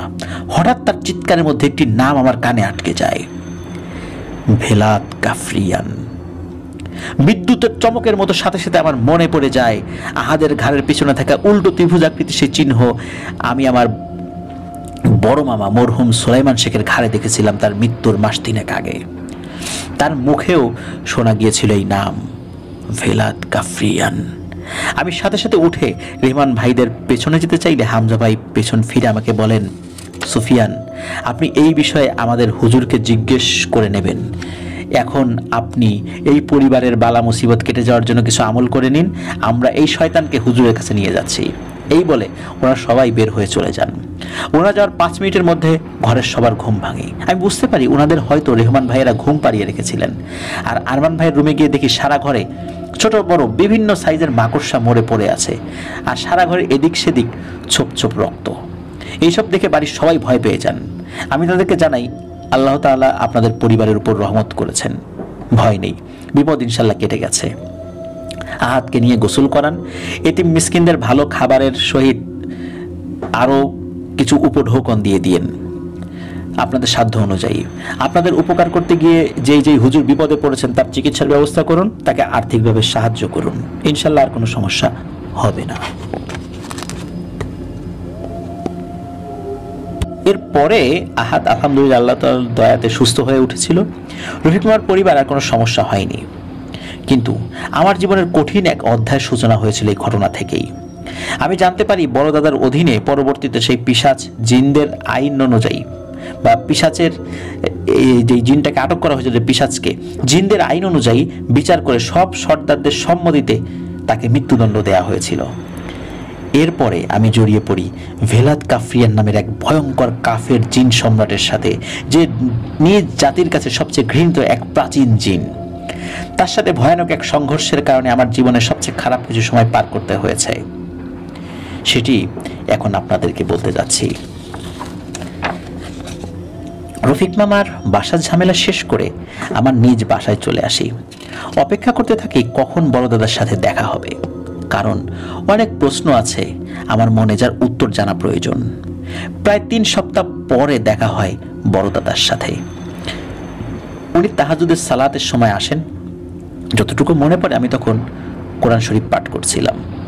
সুন্দর আতরের ঘ্রাণ পেয়ে আমি আয়াত শেষ করে পেছনে ঘুরে ওনাকে সালাম দিলাম। উনি সালামের উত্তর দিয়ে চুপ করে বসে রইলেন। আমি অপেক্ষা করছিলাম কখন উনি কিছু বলবেন। একটু পরে বড় দাদা আমাকে বললেন, তোমার মনে অনেক প্রশ্ন ঘুরছে আমি জানি, কিন্তু সব প্রশ্নের উত্তর দেয়া যাবে না আবু সুফিয়ান। যতটুকু তোমার জানা উচিত ঠিক তাই জানতে পারবে, এর বেশি না। আমি প্রশ্ন করলাম, বড় দাদা, আমার কি জানার অধিকার নেই? তিনি বললেন, অধিকারের কথা না সুফিয়ান, বিষয়টি হচ্ছে গোপনীয়তা নিয়ে। এই মুহূর্তে আমি তোমাকে সব ভেঙে বলতে পারছি না, কারণ আমি জানতে পেরেছি যে শয়তানটার উপর তুমি রুকিয়া করে এসেছে সে কাফরিয়ানের খুব অনুগত এবং শক্তিশালী একজন অনুসারী। তাকে নিয়ে গিয়ে অনেক প্রশ্নের উত্তর আদায় করা হয়েছে। আহাদের কাজের মাধ্যমেও তুমিও আমাদের মতো কাফরিয়ানের সাথে এক যুদ্ধে নেমে পড়েছ। তাই তোমার খুব সাবধান থাকতে হবে। আমি জিজ্ঞেস করলাম, বড়দাদা, আপনি কিছু করছেন না কেন এই বিষয়ে? বড়দাদা বললেন, তুমি হয়তো মনে করো জিনেরা অনেক কিছুর ক্ষমতা রাখে। আস্তাগফিরুল্লাহ, ভুলেও কোনোদিন এমন চিন্তা মাথায় আসতে দেবে না, এতে তোমার ঈমান দুর্বল হয়ে যাবে। মহান আল্লাহ রব্বুল আলামিন আমাদেরকে অল্প বিস্তার ফারাক করেছেন ইনসানদের কাছ থেকে, সেটা এমন বড় কিছু না। কিন্তু কিছু ইনসান আছে যারা জিনদেরকে সেই ফারাকটাকে অনেক বড় কিছু মনে করে, এবং নির্দিষ্ট কিছু শয়তান সেই মনে করার সুযোগ নিয়ে খারাপ হারাম কাজে লিপ্ত হয় এবং নির্দিষ্ট পাপিষ্ঠ বিপথে পরিচালিত কিছু মানুষের আনুগত্য গ্রহণ করে, নিজেদের শয়তানি কার্যক্রম দিনে দিনে বাড়াতে থাকে। এমনই এক শয়তানের নাম ভেলাদ কাফরিয়ান, যে নামের সাথে তুমি ভিন্ন ভিন্ন দুটি সময় পরিচিত হয়েছ, যার সম্পর্কে জানতে তুমি অনেক দিন অপেক্ষা করেছো। হ্যাঁ, তোমার মামার মুখে শোনা সেই নাম এবং আহাদের সাথে থাকা পিশাচের মুখে শোনা সেই নাম একই জিনের। সে একজন কাফির, পথভ্রষ্ট, অত্যাচারী, ক্ষতিকারক এক জিন। শুধু ইনসান জাতির ক্ষতি করেছে এমন না, সে আমাদের জাতির অনেক মুসলিম জিনকে নির্মমভাবে হত্যা করেছে। খুবই ভয়ানক নিষ্ঠুরভাবে হত্যা করা হয়েছে অসংখ্য নিরপরাধ জিনকে। শুধু মুসলিম জিনকে হত্যা করে সে ক্ষান্ত হয়নি, অন্য ধর্মেরও বিভিন্ন জিনদেরকে সে নিষ্ঠুরভাবে নির্মমভাবে হত্যা করেছে। শুধু আমি না, আমার সাথে অনেক সর্দার এবং তার জাতির জিনেরা এই শয়তানকে অনেক দিন ধরে খুঁজে চলেছে। অবশেষে তোমার উসিলায় আমরা তার খোঁজ পেয়েছি, আলহামদুলিল্লাহ। আরও কিছু খোঁজ খবর লাগবে আমার, এরপরে আমি রব্বুল আলামিনের দয়ায় এর বিরুদ্ধে ব্যবস্থা নেব। তোমাকে আমি জানাবো কখন কিভাবে কি করতে হবে। ধৈর্য হারিয়ে ফেলো না, দয়া ভিক্ষা চাও মহান আল্লাহ রব্বুল আলামিনের কাছে, তিনি যেন আমাদের সকলকে তার রহমতের ছায়ায় ঢেকে দেন, আমিন। আজ আমি আসি, অপেক্ষায় থাকো। আমি যদি নাও আসতে পারি, আমার যদি কখনো মৃত্যু হয়ে যায়, আমার অনুগতদের কেউ এসে তোমাকে খবর জানিয়ে যাবে ইনশাল্লাহ। কারণ হায়াত মৌত সবকিছু আল্লাহ সুবহানাহু ওয়া তাআলার হাতে, কে কখন মারা যাবে জানি না। এতটুকু বলে বড়দাদা বিদায় নিয়ে সেদিনের মতো চলে গেলেন। আমি আগের মতোই অন্ধকারে পড়ে রইলাম, কারণ হালকা পরিচয় পেয়েছি সেই শয়তানের, এটা ঠিক, কিন্তু আমার করণীয় সম্পর্কে কোনো ধারণাই দেওয়া হয়নি আমাকে। এরপরে বেশ কিছুদিন কেটে যায়, আমি আমার নিত্যদিনের কাজকর্মে ব্যস্ত হয়ে যাই। এমনই এক হাটবারের দিন বাজার থেকে সদাই কিনে বাড়ি ফিরছিলাম। সময়টা মাগরিবের পরে, কিন্তু এশার একটু আগে। বৃষ্টিবাদলার দিন ছিল সেদিন, রাস্তায় কাদায় মাখামাখি। এর মাঝেই হেঁটে হেঁটে বাড়ি ফিরছিলাম। হঠাৎ বাড়ির কাছাকাছি এসে আমার মন কেমন যেন একটু সতর্ক করে দিল আমাকে।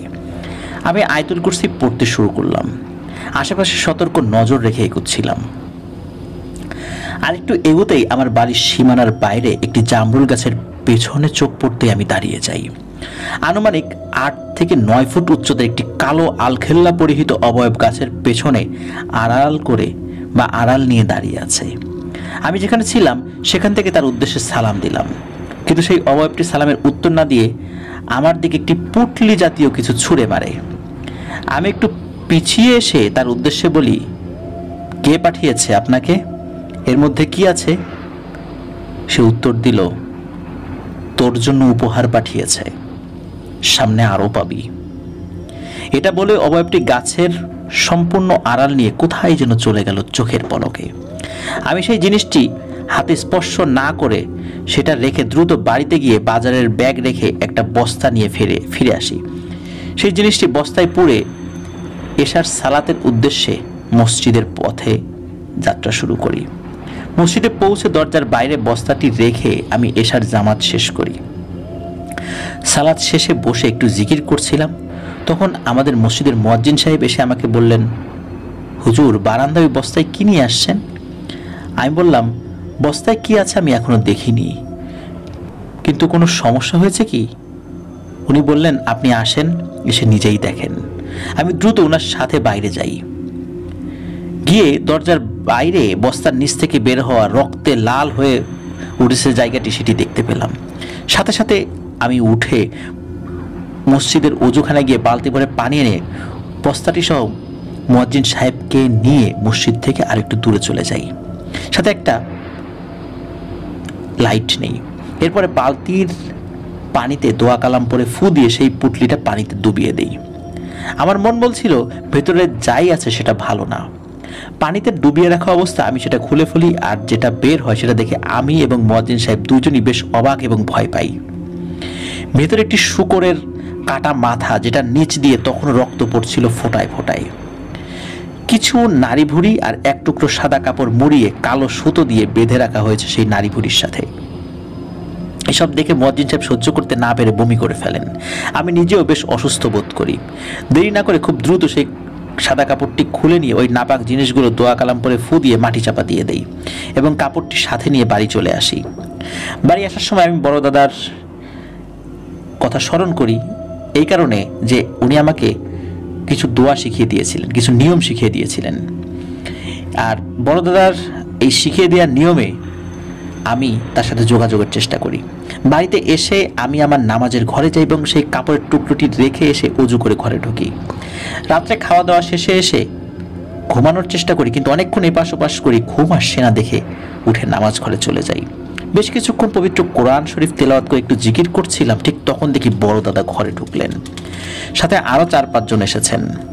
আমি সালাম বিনিময় করে বড় দাদাকে জানালাম সন্ধ্যার সেই ঘটনা।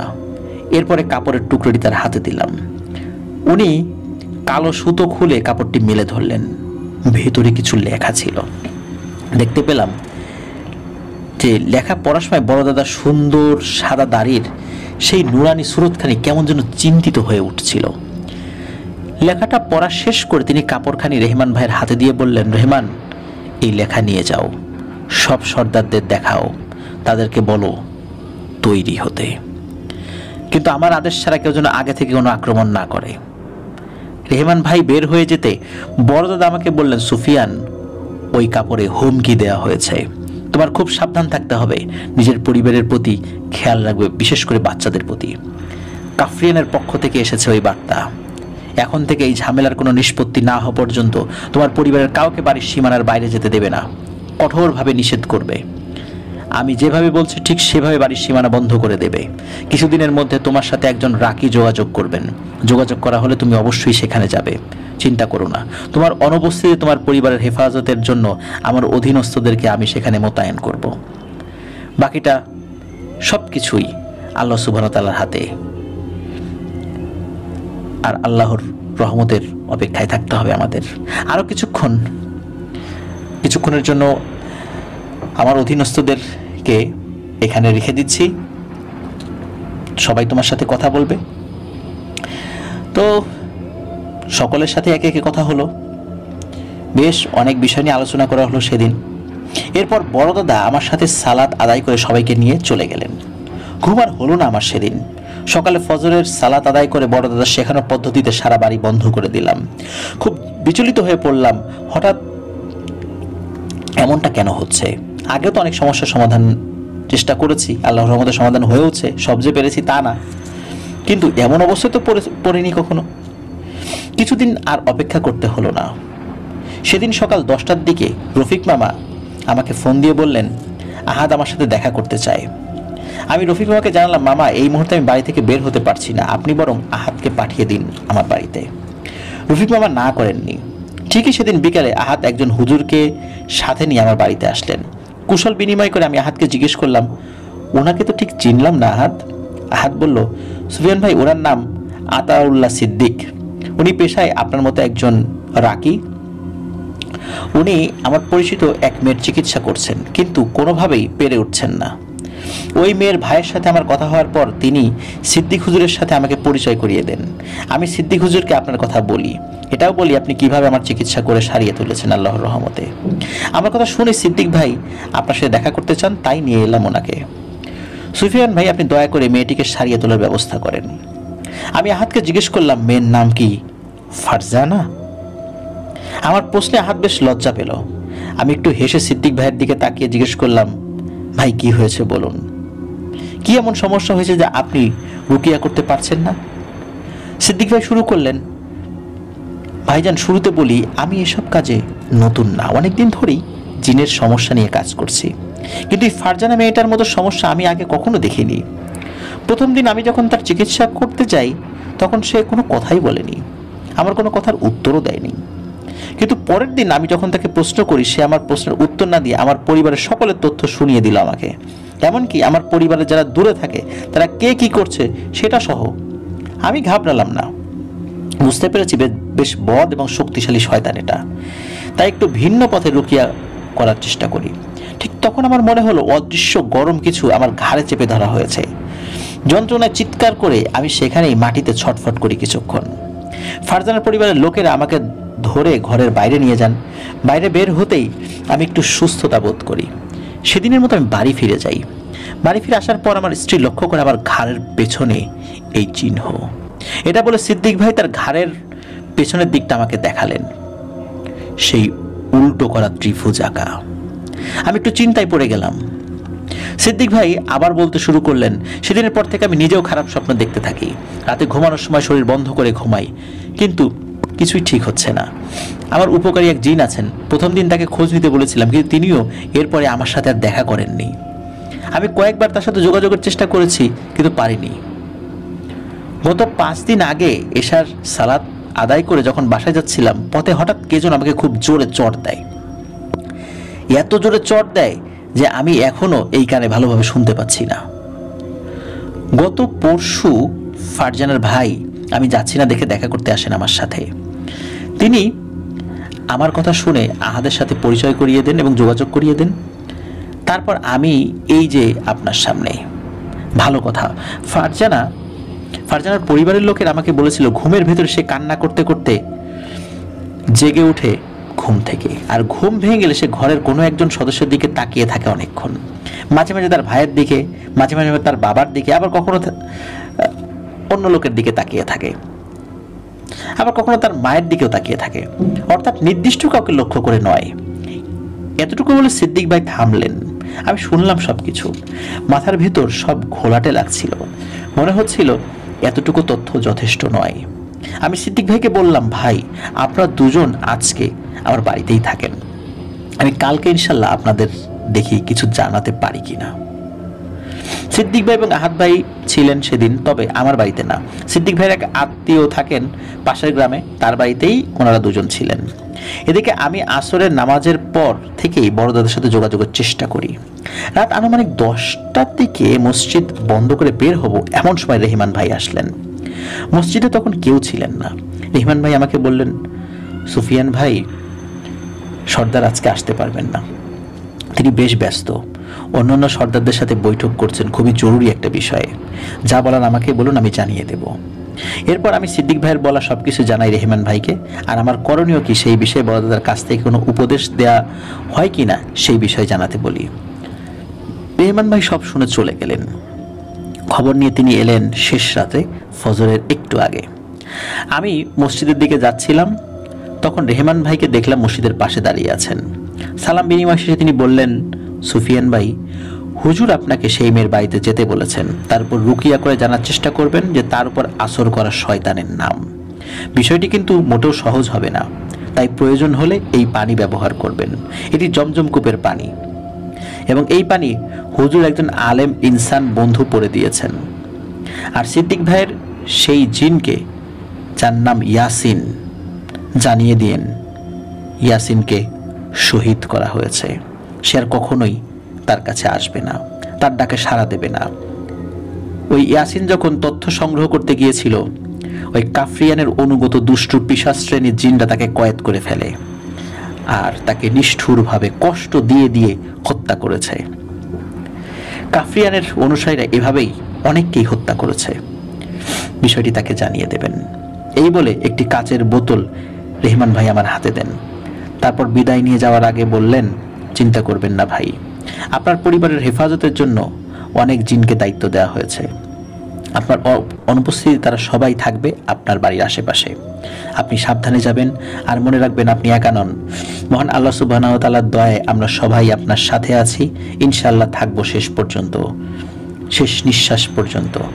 আপনি সেখানে পৌঁছেই আমাদের অনেককেই পাবেন ইনশাআল্লাহ। যখনই দরকার হবে ডাকবেন, আমরা চলে আসব। রাব্বি কারিম আপনার হেফাজত করুন। এই বলে রেহমান ভাই চলে গেলেন। আমার খুব খারাপ লাগছিল সেই ইয়াসিন নামক জিনটার কথা স্মরণ করে, যে মানুষের উপকার করার জন্য একটা তথ্য সংগ্রহ করতে গিয়ে কয়েদ হয়ে গিয়ে সেই কাফরিয়ানের অনুগত জিনদের হাতে শহীদ হলেন। কি বলবো সিদ্দিক ভাইকে গিয়ে বুঝে উঠতে পারছিলাম না। আমি মসজিদে গিয়ে সালাত আদায় করে মুয়াজ্জিন সাহেবকে দায়িত্ব বুঝিয়ে দিলাম। সকালে আহাদ এবং সিদ্দিক ভাই আসলে তাদেরকে জানালাম সব কথা। জিনের এই কথা শুনে সিদ্দিক ভাই কি বলবেন বুঝতে পারছিলেন না। যাই হোক, প্রথমে ভালো কথা বলেছিলাম, সিদ্দিক ভাই শুনে খুশি হয়েছিলেন। তিনি বলেন, ভাই আমি মনে মনে চাইছিলাম যে আপনি যেন আমাদের সাথে যান, আলহামদুলিল্লাহ, ধন্যবাদ। আমি বললাম, ধন্যবাদ লাগবে না সিদ্দিক ভাই, আপনার জন্য আরেকটি খারাপ খবর আছে। আপনার উপকার করতেন যে জিন, তার নাম কি ইয়াসিন? সিদ্দিক ভাই আশ্চর্য হয়ে হাসূচক মাথা নাড়লেন। আমি বললাম, তাকে হত্যা করা হয়েছে। আপনি তার জন্য আল্লাহ রাব্বুল আলামিনের কাছে দোয়া করবেন। সিদ্দিক ভাই জিজ্ঞেস করলেন, ভাই আপনি কিভাবে জানলেন? আমি উত্তর দিলাম, আপনার মতো আমাকেও বেশ কয়েকজন মুসলিম জিন সাহায্য করেন, তারাই জানালেন। একথা শুনে সিদ্দিক ভাই কান্নায় ভেঙে পড়লেন। আমি বুঝতে পারলাম যে তাদের দুজনেরই অনেক দিনের বন্ধুত্ব ছিল। তাকে কিছু সান্ত্বনা দেওয়ার বৃথা চেষ্টা করলাম। একটু সুস্থির হলে বললাম, আহাদ ভাই তুমি তোমার বাড়ি চলে যাও, আমি আর সিদ্দিক ভাই ফারজানার বাসার উদ্দেশ্যে রওনা হব। এই বলে আমি ঘরে গেলাম। আমার স্ত্রীকে সব বুঝিয়ে দিয়ে বের হয়ে এলাম বাড়ি থেকে। রওনা ধরলাম এক অনিশ্চিত যুদ্ধের দিকে। ফারজানার বাসায় পৌঁছতে আমাদের জোহরের ওয়াক্তের সালাত পথে আদায় করতে হয়। তার বাবার বাড়ি মংলাতে। জায়গার নামটি এতদিন পরে সঠিকভাবে মনে করতে পারছি না, তবে গ্রামটি মংলা সদর থেকে 2 কিলোমিটার দূরে হবে। ফারজানার বাবা মঞ্জুরুল আলম এলাকার বেশ গণ্যমান্য ব্যক্তি। তিনি সদ্য সাবেক হওয়া চেয়ারম্যান, মানে পূর্বের চেয়ারম্যান ছিলেন। আমি সিদ্দিক ভাইয়ের সাথে যখন তাদের বাড়ির গেটের সামনে পৌঁছাই তখন খেয়াল করি এই বাড়ির আশেপাশের গাছগাছালিতে কোনো পাখির বা প্রকৃতির কোনো সারা শব্দ নেই। বিষয়টা আমি সিদ্দিক ভাইয়ের নজরে আনলাম। তিনিও খেয়াল করলেন এবং বললেন, ভাই আগেও এমন ছিল, তবে আমি খেয়াল করিনি। আজ আপনি বলার পরে চোখে পড়ল বিষয়টা, চলেন ভেতরে যাই। আমরা বাড়ির ভেতরে ঢুকবো তখন গেটের কাছ থেকে ভেতরে চিৎকার চেঁচামেচি শব্দ শুনতে পাই। গেট দিয়ে ভেতরে গিয়ে আমি উঠোনে দাঁড়াই। সিদ্দিক ভাই ভেতরে গিয়ে ফারজানার ভাই ও বাবাকে নিয়ে আসেন। আমরা একে অপরের সাথে সালাম বিনিময় করলাম। ফারজানার বাবা বললেন, হুজুর আসেন, ভেতরে এসে বসেন, মেয়ের চিকিৎসা চলছে, একটু শেষ হলেই আপনার সামনে নিয়ে আসবো। আমি জিজ্ঞেস করলাম, ডাক্তার এনেছেন নাকি? তিনি বললেন, না ডাক্তার না, ভালো একজন নামকরা কবিরাজ পটুয়াখালী থেকে এসেছেন।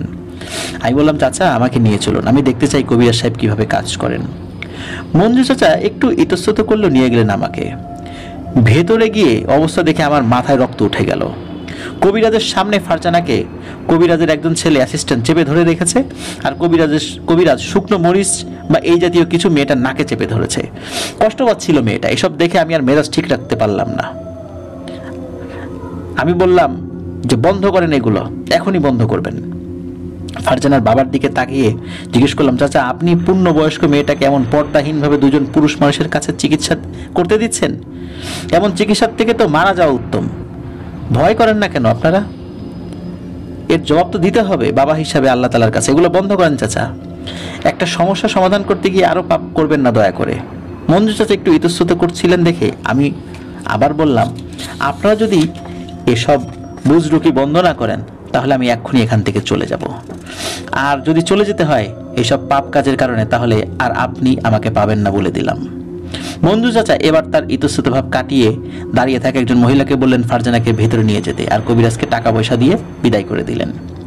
এরপর আমি মঞ্জু চাচাকে বললাম, আজ এশার সালাতের পর পর্দার সহিত ফারজানাকে আমার সাথে নিয়ে আসবেন। তার উপরে মহান আল্লাহ তাআলার কালামের মাধ্যমে রুকিয়া শুরু করবো ইনশাল্লাহ।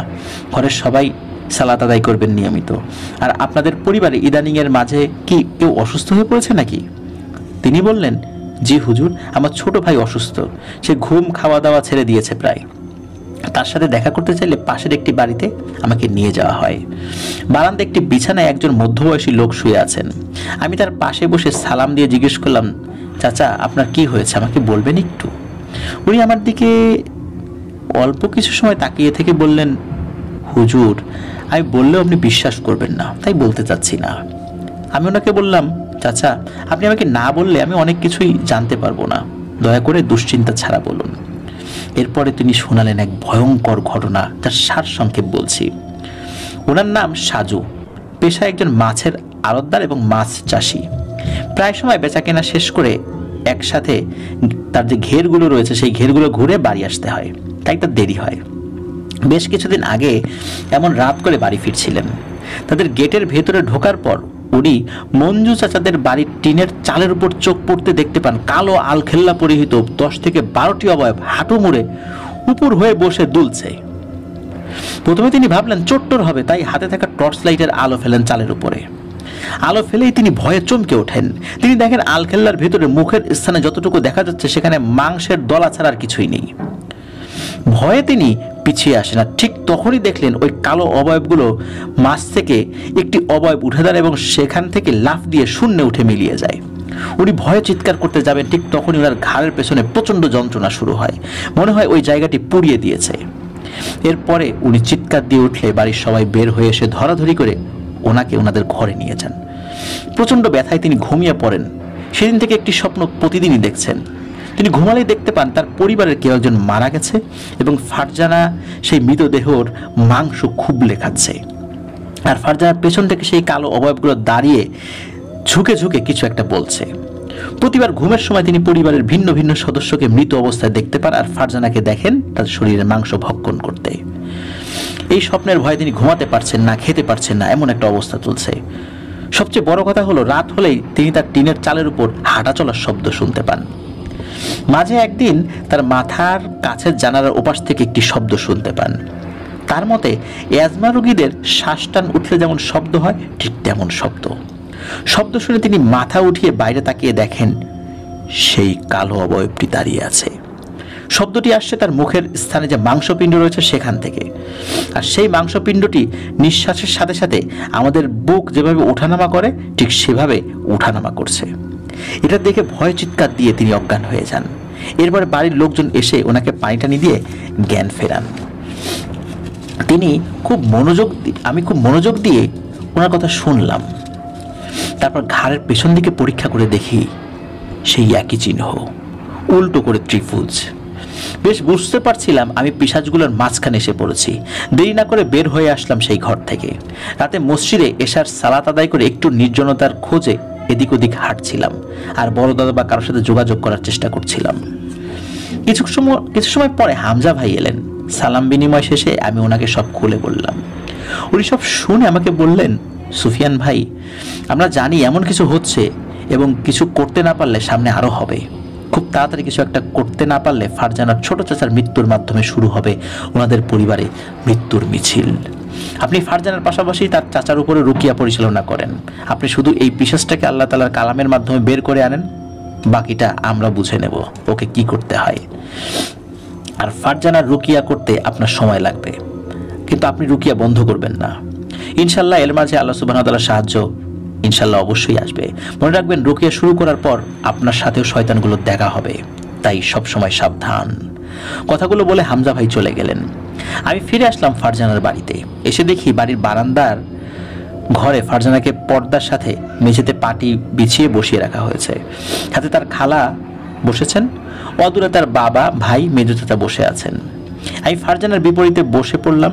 ব্যাগ থেকে আমার সব সফরের সঙ্গী পবিত্র কোরআন শরীফ বের করে আনলাম, আর বের করলাম বড় দাদার পাঠানো সেই পানি। তারপর ফারজানার উদ্দেশ্যে সালাম দিয়ে বললাম, বোন কেমন আছো তুমি? কেমন লাগছে তোমার? কি হয়েছে তোমার? আমাকে বলো, আমি তোমাকে সাহায্য করতে এসেছি। ফারজানা স্বাভাবিকভাবে উত্তর দিল, আমি ভালো আছি, আমার কিছু হয়নি হুজুর, তবে আপনার কিছু হবে, নিশ্চিত থাকুন। কথা শুনে অবাক হইলাম, এত সাবলীলভাবে সুন্দরভাবে আমার কিছু হবে, আপনি নিশ্চিত থাকুন, এই কথাটা বলতে পারলো। মনে মনে যা বোঝার বুঝে নিলাম। আমি আর কিছু জিজ্ঞেস না করে রুকিয়া শুরু করলাম। কোরআন শরীফ পাঠ করার যখন শুরু করেছি, ফারজানার চেহারায় পরিবর্তন শুরু হলো। অল্প কিছুক্ষণ পরে সে ক্ষেপে উঠল। তার খালা, ফুফু, আরও কিছু মহিলা তাকে জোর করে বসিয়ে রাখার চেষ্টা করছেন, কারণ ফারজানা বারবার উঠে যেতে চাইছিল। বেশ কিছুক্ষণ কোরআন শরীফ পাঠ করার পরে দেখি ফারজানার শরীর নিস্তেজ হয়ে যায়। আমি তাকে ঘরে নিয়ে যেতে বলি। এরপরে মঞ্জু চাচাকে বলি, চাচা আমাকে কিছুদিন সময় দিতে হবে, কারণ ওর উপর যে আসর করছে সে বেশ শক্তিশালী। মঞ্জু চাচা সম্মতি দিলেন। আমাকে তার বাড়িতে থাকতে বললে আমি মানা করে দিলাম। তাকে অনুরোধ করলাম তিনি যেন আমাকে কোনো একটি মসজিদে থাকার ব্যবস্থা করে দেন।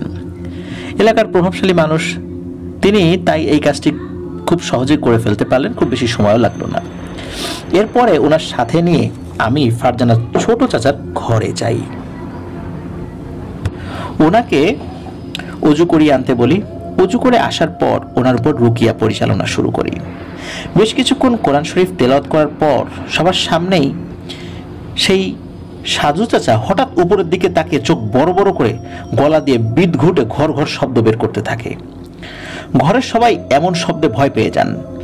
আমি কিন্তু তেলাওয়াত বন্ধ করলাম না, পড়তে থাকলাম।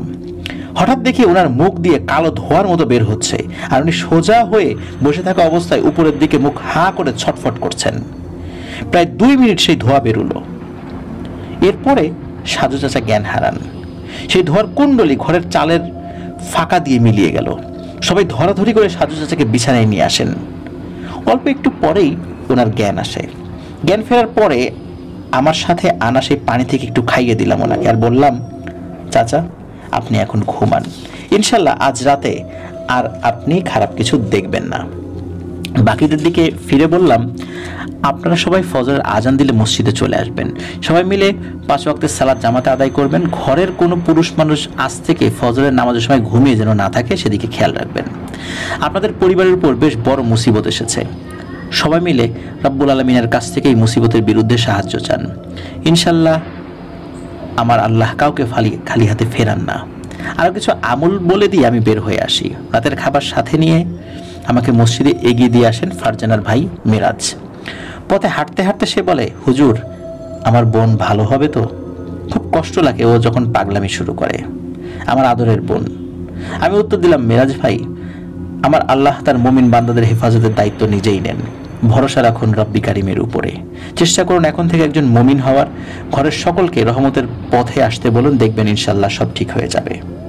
এমন টুকটাক কথা বলতে বলতে আমরা মসজিদে চলে আসি। আমি অজু করে মিরাজ ভাইয়ের শরীর বন্ধ করে দিয়ে বাড়িতে পাঠিয়ে দেই, কারণ আমার ভয় ছিল পথে তার উপর কোনো বিপদ আপদ না হয়। এরপর খাওয়া দাওয়া করে মসজিদের এক কোণে বিছানা পেতে শুয়ে পড়ি। সারাদিনের পরিশ্রমে খুব দ্রুত ঘুমিয়ে পড়ি। রাত কত হবে বলতে পারবো না।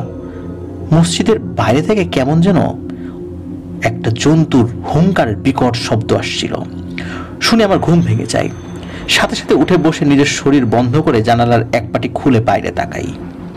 আমি দেখি মসজিদের সীমানার বাইরে কালো আলখেল্লা পরিহিত প্রায় 50 কি 60টি অবয়ব, যাদের মুখে মুখ বলতে কিছু নাই। মাথার স্থানে শুধু একটা বিশাল মাংসপিণ্ড। চিৎকারের সাথে যেটি ওঠানামা করছে, এমন কতগুলো পিশাচ মসজিদের দিকে ফিরে সেই হুঙ্কার দিচ্ছে আর আস্তে আস্তে এগিয়ে আসছে মসজিদের দিকে। সত্যি আমি ভয় পেয়ে গিয়েছিলাম, অনেক ভয় পেয়েছিলাম। আমি জানালার কাছ থেকে সরে এসে চিৎকার দিয়ে আমার আল্লাহকে ডাকতে থাকি, সাহায্য চাইতে থাকি আমার রবের কাছে। ওরা এগোতে এগোতে মসজিদের সীমানার কাছাকাছি আসতেই হঠাৎ আমার পেছন থেকে একজন বলে ওঠে, ভয় নেই সুফিয়ান, তোমাকে তো আগেই জানানো হয়েছে, ইনশাল্লাহ আমরা তোমার সাথে শেষ পর্যন্ত আছি। এদিকে এসো, আমার পাশে এসে বসো, বাইরে তাকিও না। আমি পেছনে ফিরে দেখি বড় দাদা একদম সামনের কাতারে বসে আছেন। ওই মুহূর্তটায় আমার যে কেমন খুশি লেগেছে তা আমি বোঝাতে পারবো না। খুশিতে আমার চোখে পানি চলে আসে। আমি দৌড়ে গিয়ে বড় দাদার হাতে চুমু খাই।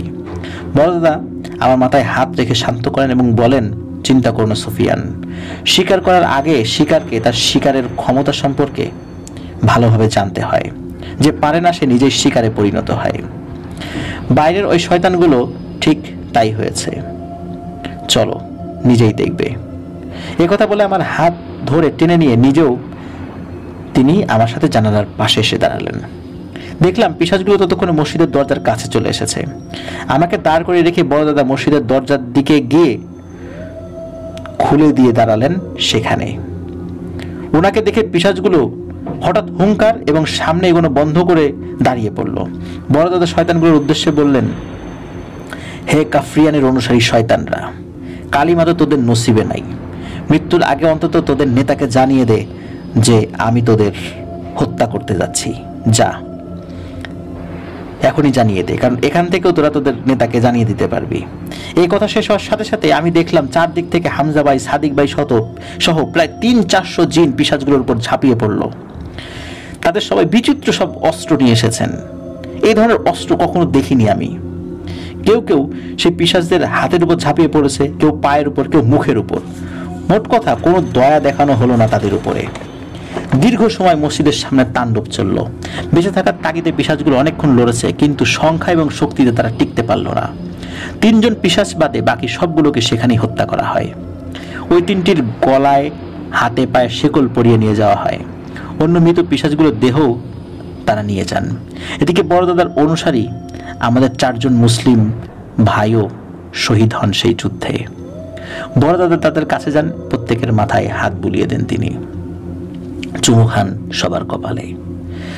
সেদিন আমি দেখেছিলাম রব্বুল আলামিনের সৃষ্টি করা একজন শক্তিশালী মাখলুকাতের চোখে অশ্রুধারা। উপস্থিত সকল মুসলিম জিন ভাইদের চোখে অশ্রু। আমি নিজেও নিজেকে ধরে রাখতে পারিনি। শহীদদের পাঠিয়ে দিয়ে বড় দাদা আমাকে নিয়ে আবার ভেতরে আসলেন। কিছুক্ষণ চুপচাপ থেকে বলতে শুরু করলেন, আবু সুফিয়ান, তোমার কাজ প্রায় শেষ। বাকিটা কাল আমার এক বন্ধু আসবেন, এইখানে উনি করবেন, তুমি তার সাথে থেকো। কাফরিয়ান ফারজানা নামের মেয়েটির শরীরে আশ্রয় নিয়েছে।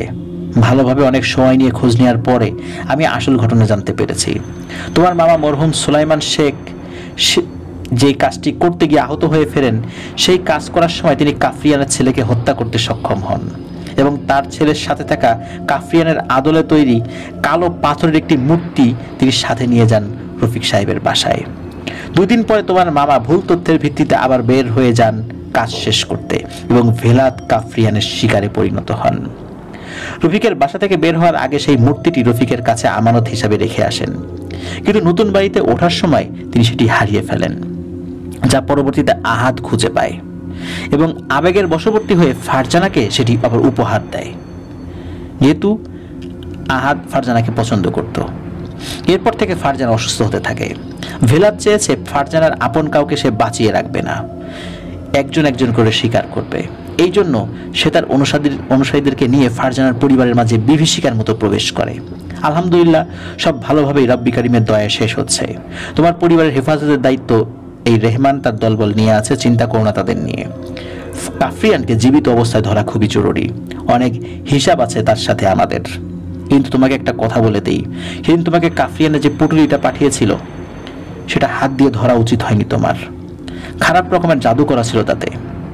তুমি আমার জন্য অপেক্ষা না করে নিজেই এটি ধরে ফেলেছ, কাজটি নিজেই করে ফেলেছ। সারা জীবন তোমাকে ভোগাবে এই জাদু, যেটা আমাদের সকল ক্ষমতার বাইরে। আল্লাহ তাআলা এবং আমার রসুলের তরিকা মতো চলার চেষ্টা করবে, ইনশাল্লাহ এগুলো হয়তো অনেকখানি কমে যাবে, এই জাদুর প্রভাব কমে যাবে, তবে একেবারে কিন্তু যাবে না। সারাটা জীবন তোমাকে এটা ভোগ করতে হবে। চলো এখন শুকরিয়া নামাজ আদায় করি একসাথে। কথা বলে থামলেন বড় দাদা। এরপর আমরা একসাথে সালাত আদায় করার পর উনি বিদায় নিয়ে চলে যান। সেদিন ফজরের নামাজের পরে আমি আস্তে আস্তে ফারজানের বাড়ির উদ্দেশ্যে হাঁটতে থাকি। মসজিদে সালাতের সময় অনেকে আমাকে জিজ্ঞেস করলেন রাতে কি হয়েছিল, কারণ তারা সবাই সেই হুঙ্কার, চিৎকার, কান্না, আর্তনাদ শুনতে পান। আমি শুধু তাদের বলি আল্লাহ তাআলার রহমত বর্ষিত হয়েছে, আর কিছু না। ফারজানাদের বাড়িতে এসে দেখি সবাই ফারজানাকে বেঁধে ঘিরে রেখেছে। মিরাজ ভাই জানালো মধ্যরাতের পর থেকে হঠাৎ সে পাগলামি শুরু করে, চিৎকার করছে আর বলছে তাকে ছেড়ে দিতে, সে নিরাপদে গিয়ে ফারজানাকে ছেড়ে দেবে। শুনে আমি একটু হাসলাম আর বললাম, ভয় নেই ভাই, আপনারা খেয়াল রাখেন সে যেন কোথাও যেতে না পারে, আল্লাহর সাহায্য আসছে। আমার কথা মতো ফারজানাকে প্রায় সারাদিন বেঁধে রাখা হলো। কাফরিয়ান বের হতে পারছিল না, কারণ বাইরে বড় দাদার অনুসারী এবং অন্যান্য সর্দারদের অনুসারী হাজার হাজার জিন ভয়ানক সমস্ত অস্ত্র নিয়ে অপেক্ষা করছিল যে সে বাইরে বের হবে আর তার জীবন শেষ হয়ে যাবে। মাগরিবের সালাতের পর একজন বয়স্ক হুজুর আসেন ফারজানার বাড়িতে। তার সাথে আরো 4 জন এসেছেন। আমি তাকে একবার দেখে চিনতে পেরেছি। উনি দক্ষিণবঙ্গের বিখ্যাত আলেম হাফেজ শাহ হুজুর। উনি বাড়িতে ঢুকেই আমাকে কাছে ডাকলেন। আমি কাছে এসে সালাম বিনিময় করলাম ওনার সাথে। উনি বললেন, বাবা সুফিয়ান, আমি তোমার কথা শুনেছি। রব্বুল আলামিনের কাছে দোয়া করে তিনি যেন তোমাকে শেফা দান করেন। এরপর আরো কিছুক্ষণ কথার পরে উনি উঠোনে এসে কিছু ময়দা পরে ছিটিয়ে দিলেন। তারপর ফারজানাকে নিয়ে আসতে বললেন। ওনার সাথে আসা 4 জন 4 কোণায় দাঁড়িয়ে পড়লেন। মাঝখানে ফারজানাকে বসিয়ে শুরু করলেন রুকিয়া। ওই 4 জন হুজুর চারদিক থেকে ফারজানার শরীরে পানি ছিটাচ্ছিলেন। আমি লক্ষ্য করছিলাম হাফেজ হুজুরের রুকিয়া পদ্ধতি। উনি এমন সব আমল করছেন যা আমি জানতাম না। অল্প কিছুক্ষণ পরে সকলের চোখের সামনে ফারজানার মুখ দিয়ে কালো ধোঁয়া বের হতে থাকে। ধোঁয়াটা বের হয়ে উপরের দিকে উঠতে থাকলো। সবাই ফারজানার দিকে তাকিয়েছিলেন। আমি দেখছিলাম ধোঁয়াটা কোথায় যায়। অল্প একটু উপরে ওঠার পরে দেখলাম বাড়ির বাইরের এক নারকেল গাছ থেকে 4-5টি আলো খুব দ্রুত এসে ধোঁয়ার কুণ্ডলিটাকে নিয়ে শূন্যে মিলিয়ে গেল। এদিকে ফারজানা অনবরত বমি করছে, কিন্তু তার বমির সাথে বের হচ্ছে নখ, চুল, কালো সুতা দিয়ে মোড়ানো এক টুকরো লাল কাপড়, এবং শেষে বের হয়ে এলো ছোট্ট কালো পাথরের একটি মূর্তি। হাফেজ শাহ হুজুর মূর্তিটি নিয়ে চলে যান। যার সময় আমাকে বলেন, বাবা, রব্বুল আলামিনের পথে চলতে হলে অনেক বাধা আসে। সেই বাধা কাটিয়ে যদি অল্প কিছু সময়ও কেউ বাঁচে, আমি মনে করি সেটাই তার জন্য অনেক বেশি। ভালো থেকো। পরের ঘটনা অনেক সংক্ষিপ্ত। ফারজানা আস্তে আস্তে সুস্থ হয়ে ওঠে। তার পরিবারেও আর কোনো সমস্যা হয়নি। সমস্যা যা হয়েছিল আমার, সে এক অন্য ঘটনা। ইনশাল্লাহ বেঁচে থাকলে কোনো একদিন বলবো। আসসালামু আলাইকুম।